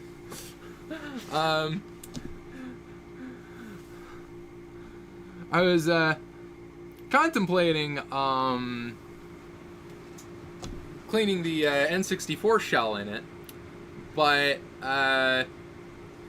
it got swallowed by the bleeding wall. I wouldn't be surprised. I don't know. Some things have been disappearing and reappearing and floating in the air all this time, so it's like, you know, gotta be wary and make peace with the spirits that lurk below. But that's all part of working in a dungeon, you know. But yeah, was planning on ultrasonic cleaning the thinking about ultrasonic cleaning the N64 case, but decided on the I decided that I was pretty much going to bypass that because I didn't want you guys to all have to listen to an ultrasonic cleaner. So there you go. You didn't. Let's see. Let me go back. You remember the old GameCube component HDMI adapter Retro Jesus reviewed? Retro Jesus. I'm not. How do I put? I'm not sure who you're specifically referring to. 100%. There you go. That's.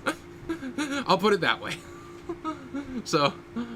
I won't comment, but I'm not familiar with the assumed one. I'm doing a GameCube component to HDMI adapter, but he's a popular YouTuber. Yeah. So him.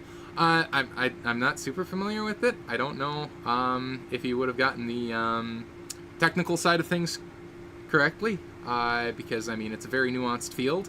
That's all I will really say when it comes to things like GameCube component HDMI adapters. There are the right people for the job and there are the wrong people for the job, right? You got people who are experts on a thing, like, you know, or darn your like, I mean, for example, if Bovine here wanted to go and make videos on component cable or component to HDMI adapters, my goodness, you know, he should be doing that, right? Because he knows all this stuff because he's lived it, right? But and I think I'd probably have a requisite knowledge to go through and just, like, for example, I am planning on doing a video comparing GameCube component cables that I assume are probably the exact same. But that being said, I can probably tell you if they're the exact same or not. I'm not going to go in as an expert saying I know everything about component video, right? So it kind of depends on how the information's presented, because, like, you know, the thing is, if he presented the information as it's like, well, this is what I think of him, but that being said, I'm not an expert, that's one thing. But if you go out and say, this is something you should buy, this is something you shouldn't buy, and these are the reasons, and you don't know what you're talking about, that's a different side of the story. So that's really all I'm going to say on that subject matter.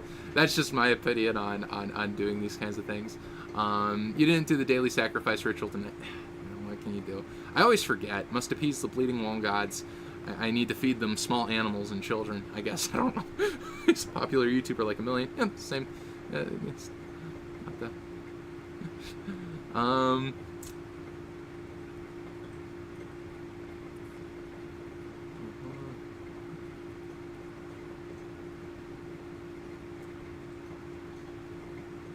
Connect 12 volts to another line. That's not good.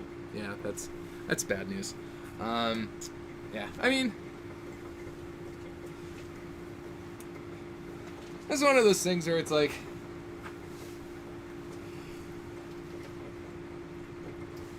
really?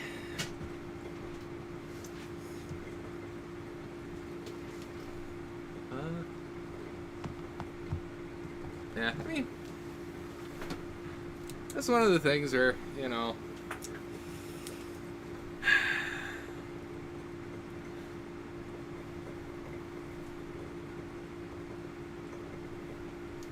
I mean, I think we can maybe be a little bit lighter on the drama topics, I would say.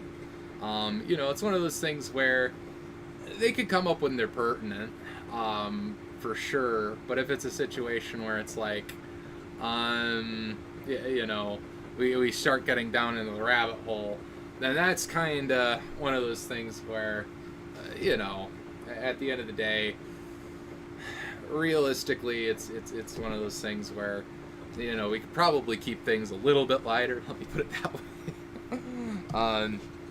Because at the end of the day, you know, we want to be overall idealistically positive, maybe. But that being said, like, you know, I don't mind if it comes up if it's pertinent or relevant to the situation or the individual conversation. But if it's the conversation itself, then it can kind of go into places where it's like, you know, it might not be the best topic subject matter, if that makes any sense. I hope I explained that somewhat well enough in character, I guess, to kind of articulate, you know, the way I had put it, if that makes any sense. But yeah, that being said, sometimes particularly when it's late at night, I can have a tendency to not be good at putting my words into sentences, so what can you do? Are you going to keep your YouTube pickups going forward now? Yes. I'm just here for the ultrasound. Yeah, the ear bleeding action. There you go. Here is a very good word for that, actually. You did not need to correct yourself. You would definitely hear that ultrasonic, and what ultrasonic cleaners do to microphones. Yeah, we'd you know, I mean, if I wanted to cut my follow count by like 100 real fast, then I'd run an ultrasonic cleaner on stream, and that would just be the entire stream, right? Like if I was ever in the business of doing that. But anyway, but yeah, YouTube pickups, definitely continuing to do them. But that being said, the problem with YouTube pickups is in order to keep YouTube pickups going, I need to find video games. And that has been difficult lately. Since the last pickup video, which was probably 3 months ago now, I have gotten one video game and one amiibo. You can start up the next new hot trend. I like how your pickup videos are so long because so much time goes by. Yeah, pretty much. I mean, like, that's the problem. I tend to, you know, find stuff in waves for whatever reason, or buy stuff in waves. So they all, I guess, they all sort of happen at once, and it's like, well, at a certain point, it's like, okay, I have enough for a pickup video, right?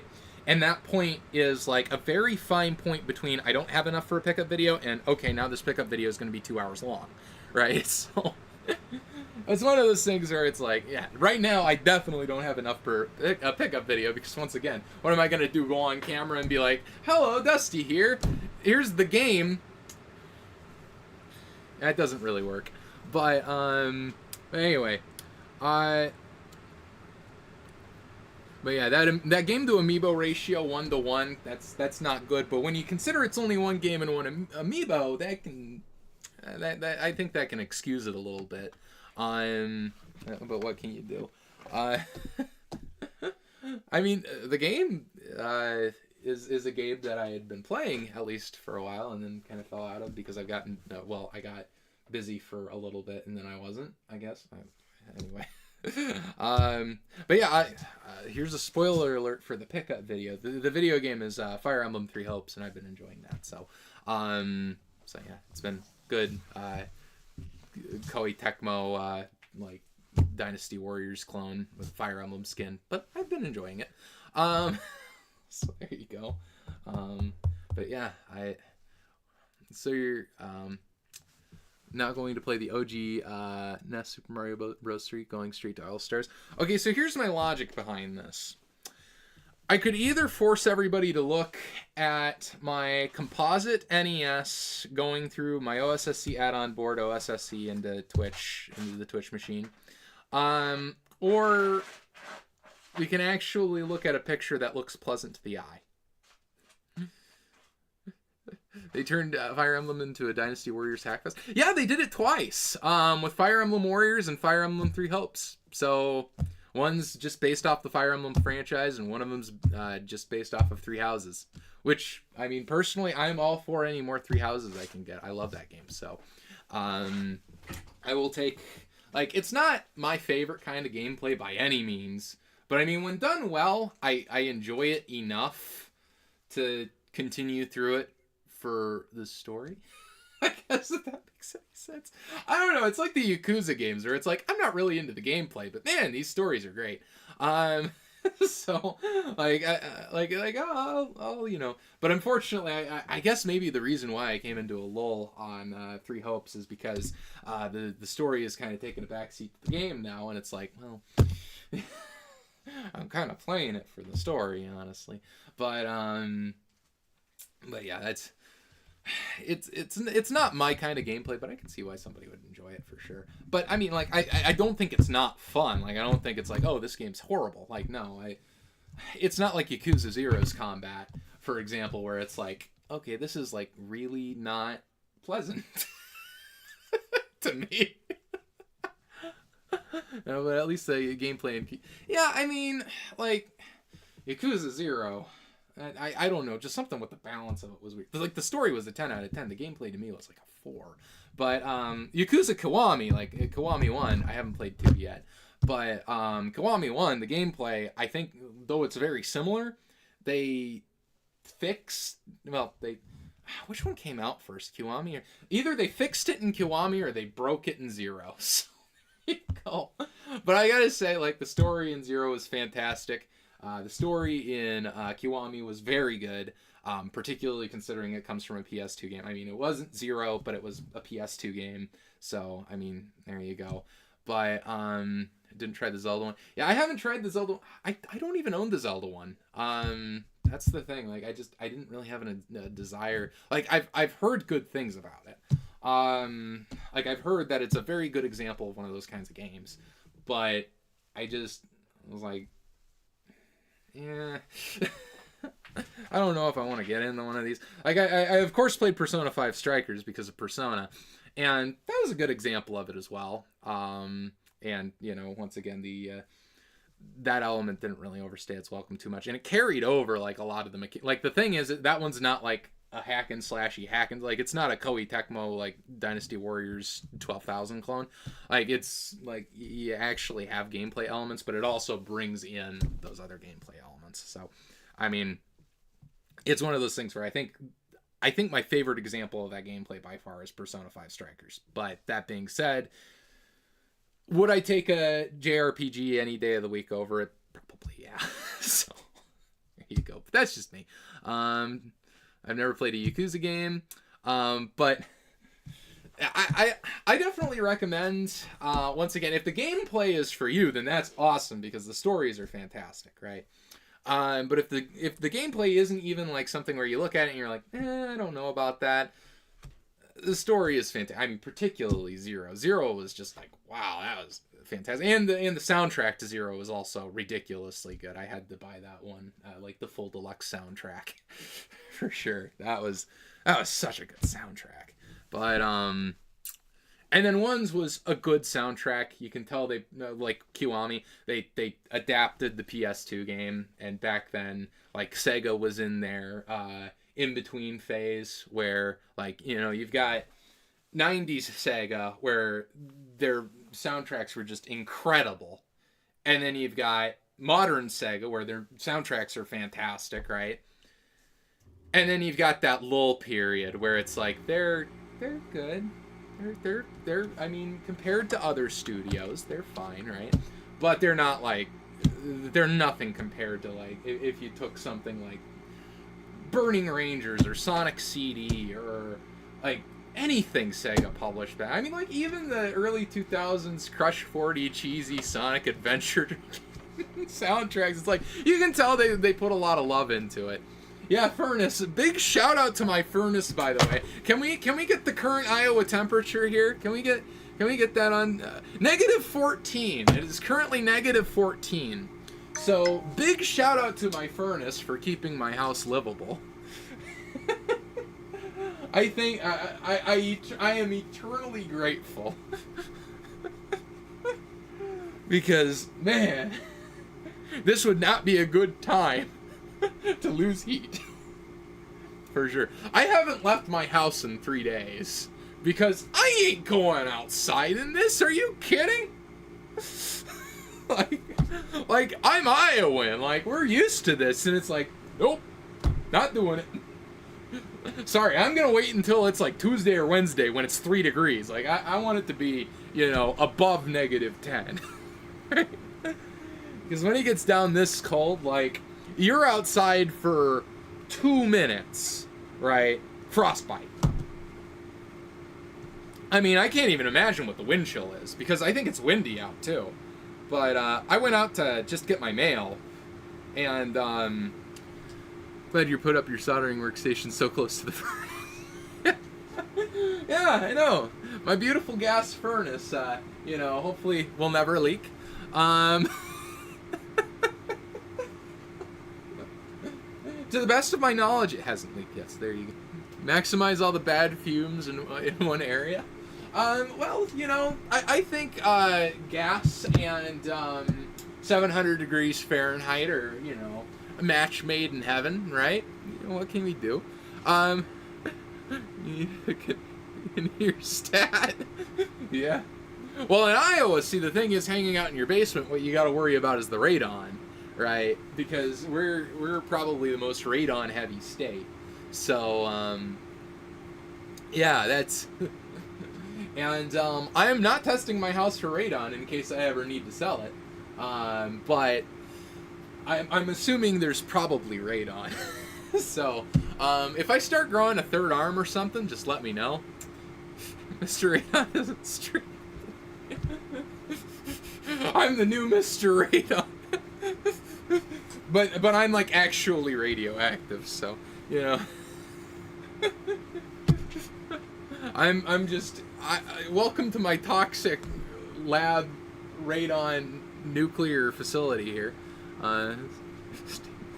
This basement right now, yeah. Yep. It's it is definitely it is definitely a good possibility, but fortunately my I have windows, so I have almost egress windows in function, right? I could, if I needed to, like if my furnace set on fire, I could probably climb out of this window if it wasn't frozen shut and painted shut. I could probably break the glass, but you know, there you go. Have you ever actually measured the radon level in there? No, I haven't. And the reason why I haven't is because if you sell a house in Iowa, and if you find radon at dangerous levels, you have to disclose that you found radon at dangerous levels, right? And the thing is, nobody's ever going to use this basement for, like, being in for long periods of time, right? Like, the thing is, radon, it doesn't travel upstairs, right? So, it only affects you in the basement. But if I have to disclose that there's, you know, you know, the radon's levels are high in the basement, that could really, you know, because, like, a radon mitigation system is expensive for the price of this house. So, yeah, I'm not testing it for radon. But we're just gonna hope that the green ooze on my walls is just the wall spirits, and we'll just make our sacrifices to them and hope for the best. But you need the windows sealed to keep out the minus infinity weather. Yeah. I mean, like, just holding my hand up here, it's freezing. It's ridiculous. I mean, fortunately, it's semi-insulated because I think these are single glass pane. Yeah, they're single glass pane, and yeah, that's very cold. But fortunately, the windows are actually painted shut, so that should be a good insulator, right? But there you go. Better hope the walls don't talk soon. Yeah. There you go. My mutant walls. In my dungeon. That's a nice thing. There you go. But, yeah, it is. Cleaning up this bench because I need to get around to that. Gotta put my deoxit away. Or else I will lose it. And I always need to know where my deoxit is at $15 a bottle, so, you know, what can you do, right? And I got my solder. We can We're probably not using the soldering iron again, so we can shut that off. Well, we're not using it again tonight. We're probably going to use it again eventually, but not tonight. There you go. Probably, once again, next week, be there, or this weekend, probably, this next weekend, be there or be square or whatever. I'm planning on doing the Turbo Duo, so that might be my first fail, by all rights. But hopefully not. Hopefully it should be a very successful repair where my Turbo Duo is fully functional afterwards. There you go. Hey, Nostalgic Dan, welcome to the stream. Dusty, you have a mighty fine murder basement, I must say. Yeah, thanks. Well, I believe NSU owns the trademark to murder basements, but we're gonna call this my dungeon. So, this is the dungeon lab, where I torture game consoles. So there you go. But yeah, I tortured a couple game consoles today, in case you missed it. I tortured a Nintendo 64 installing an RGB mod, which was a resounding success, and I also tortured this Retron 3, getting it all working and stuff. Well, the power button working, so there you go. Doesn't get your first... Pretty much. Dungeon Gaming Torture Lab. Yes. Yep, that is the intentions.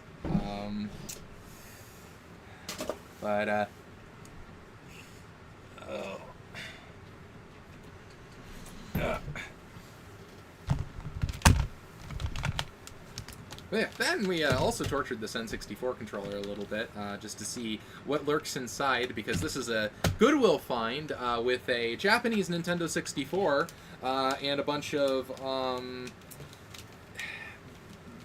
how do you say illegitimate video games without saying, basically genuine Nintendo with a circular eye cartridges. So there you go. Yeah, that was fun.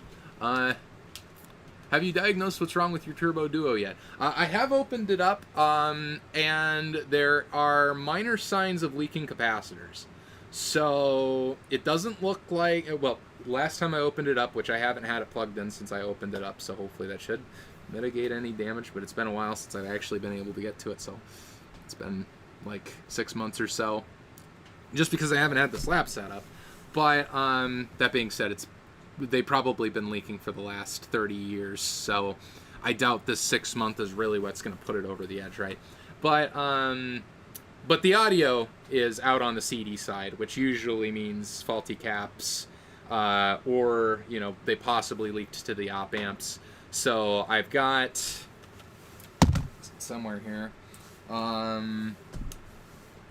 They're definitely somewhere here. Okay, yep, right here. I've got a full, if this will open, oh yeah, maybe if I knew how to open it properly.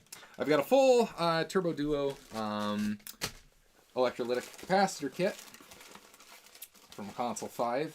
I also got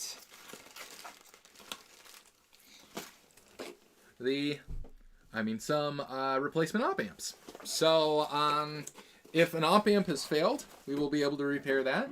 If it is because the capacitors are bad, we will be able to repair that. So, yeah, that's kind of the what's in the works. I'm just the only reason why I haven't done it yet, and why I haven't done it in one of these earlier streams, is because I've been waiting on a pair of hot tweezers from AliExpress. So that might make things a little bit easier rather than having to remove things with hot air with all that electrolyte. Because the last thing I want to do is get any more electrolyte on that board than needs to be on that, or that is already on that board. So, yeah, the plan is to try the hot tweezers, see if they work. If not, then we use hot air. But ideally, I would like to be able to do it with hot tweezers. Anyway, the second bullet point on the house flyer. Dude, good luck. So much crap can go wrong there. Oh, yeah, definitely. I had an audio CD missing lead to input traces dying to dead VRAM chips. Yeah. I mean, fortunately, it is 100% functional last time I used it, aside from the CD audios. That usually means, like, fortunately, so with Turbo Duos, right, because you got the Duo and you got the Duo R, And I don't know, I can't remember if you have a Duo R / RX or original Duo. But the nice things with the original Turbo Duos is the caps have 100% failure rate. They're just all going to die and take the consoles with them, right? But really the only issue they have is the caps. Right? They don't have as many issues with the manufacturing as the Duo R's, where it's like it's basically a grab bag of what problem you're going to have, right? Because I mean, so many things go wrong with those. Whereas with the original Duo, like really, it's usually going to be the capacitors. I mean, and maybe the reason for that is because the capacitors go wrong so often that everything else goes wrong too, but the capacitors are, you know, just what happens first. Or it could be that, you know, maybe they built those ones better in every respect other than the capacitors. Who knows? But anyway, the hot tweezers will fit right in next to the hot furnace. Yeah, absolutely. Exactly. We're gonna try to have as many extremely hot implements down here next to my gas furnace as possible. So we'll see what happens. I mean, I don't know of any gas leaks or anything that would occur here, hopefully. but there you go. But yeah. So altogether, we've had 2 successful streams in a row. We're gonna try to make it a third, right? With that Turbo Duo, and let's see, what else do I have? Because I have other things that I need to get around to doing, like recapping my NES, recapping my Sega Genesis. I was going to hold off recapping my Super Nintendo for now, but that being said, like I was debating on 1-chip RGB mod or 2-chip, waiting for Voltar's 2-chip, and I'm gonna wait for Voltar's 2-chip because I don't have a 1-chip SNES as far as I know. I mean, I might have a 1-chip SNES. Like, I mean, I panned over to the other side of this basement right now. I have a tote that is overflowing with just retro game consoles. That's all it is. So, and then that isn't even to say what I have in my garage. I'm pretty sure I at least have 1 or 2 Super Nintendos in my garage. So, one of them somewhere might be a 1-chip. But as far as I know, I don't have any 1-chips.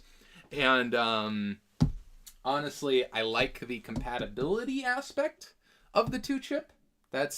And looking at Voltar's demo of that mod, like, it looks really good. Like, it looks as good, if not better than the 1-chip mod, but really just as good. I mean, like, they're so close that it's to the point where you're not going to care about the difference if there is one, right? So that's kind of where I'm at with that element. But honestly, that being said, like, I can totally live with the current RGB out of the Super Nintendo, even semi-clear. Like, I mean, it's one of the I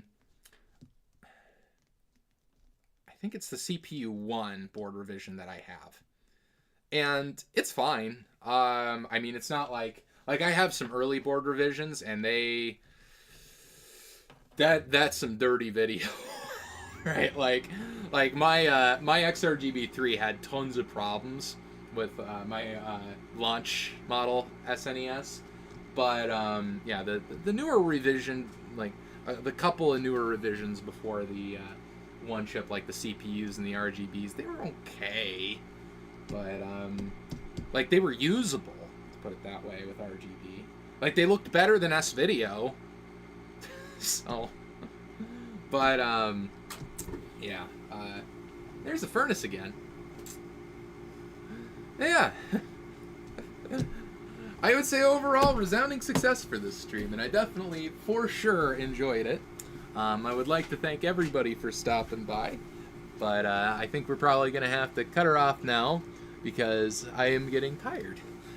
Because it is currently 1:40 in the PM. So Did not expect to go that late tonight. But yeah, sometime this week I do plan on streaming some Super Mario for the Super Mario Bros. The All-Stars version on SNES, because I actually haven't played those games ever since I was a kid either. I haven't played the All-Star versions ever since I was really young. I was at a friend's house and they had a Super Nintendo and I played it. But yeah, other than that, like that, and I've, you know, from what I understand, they're kind of the happy medium.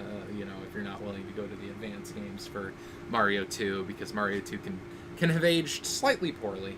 But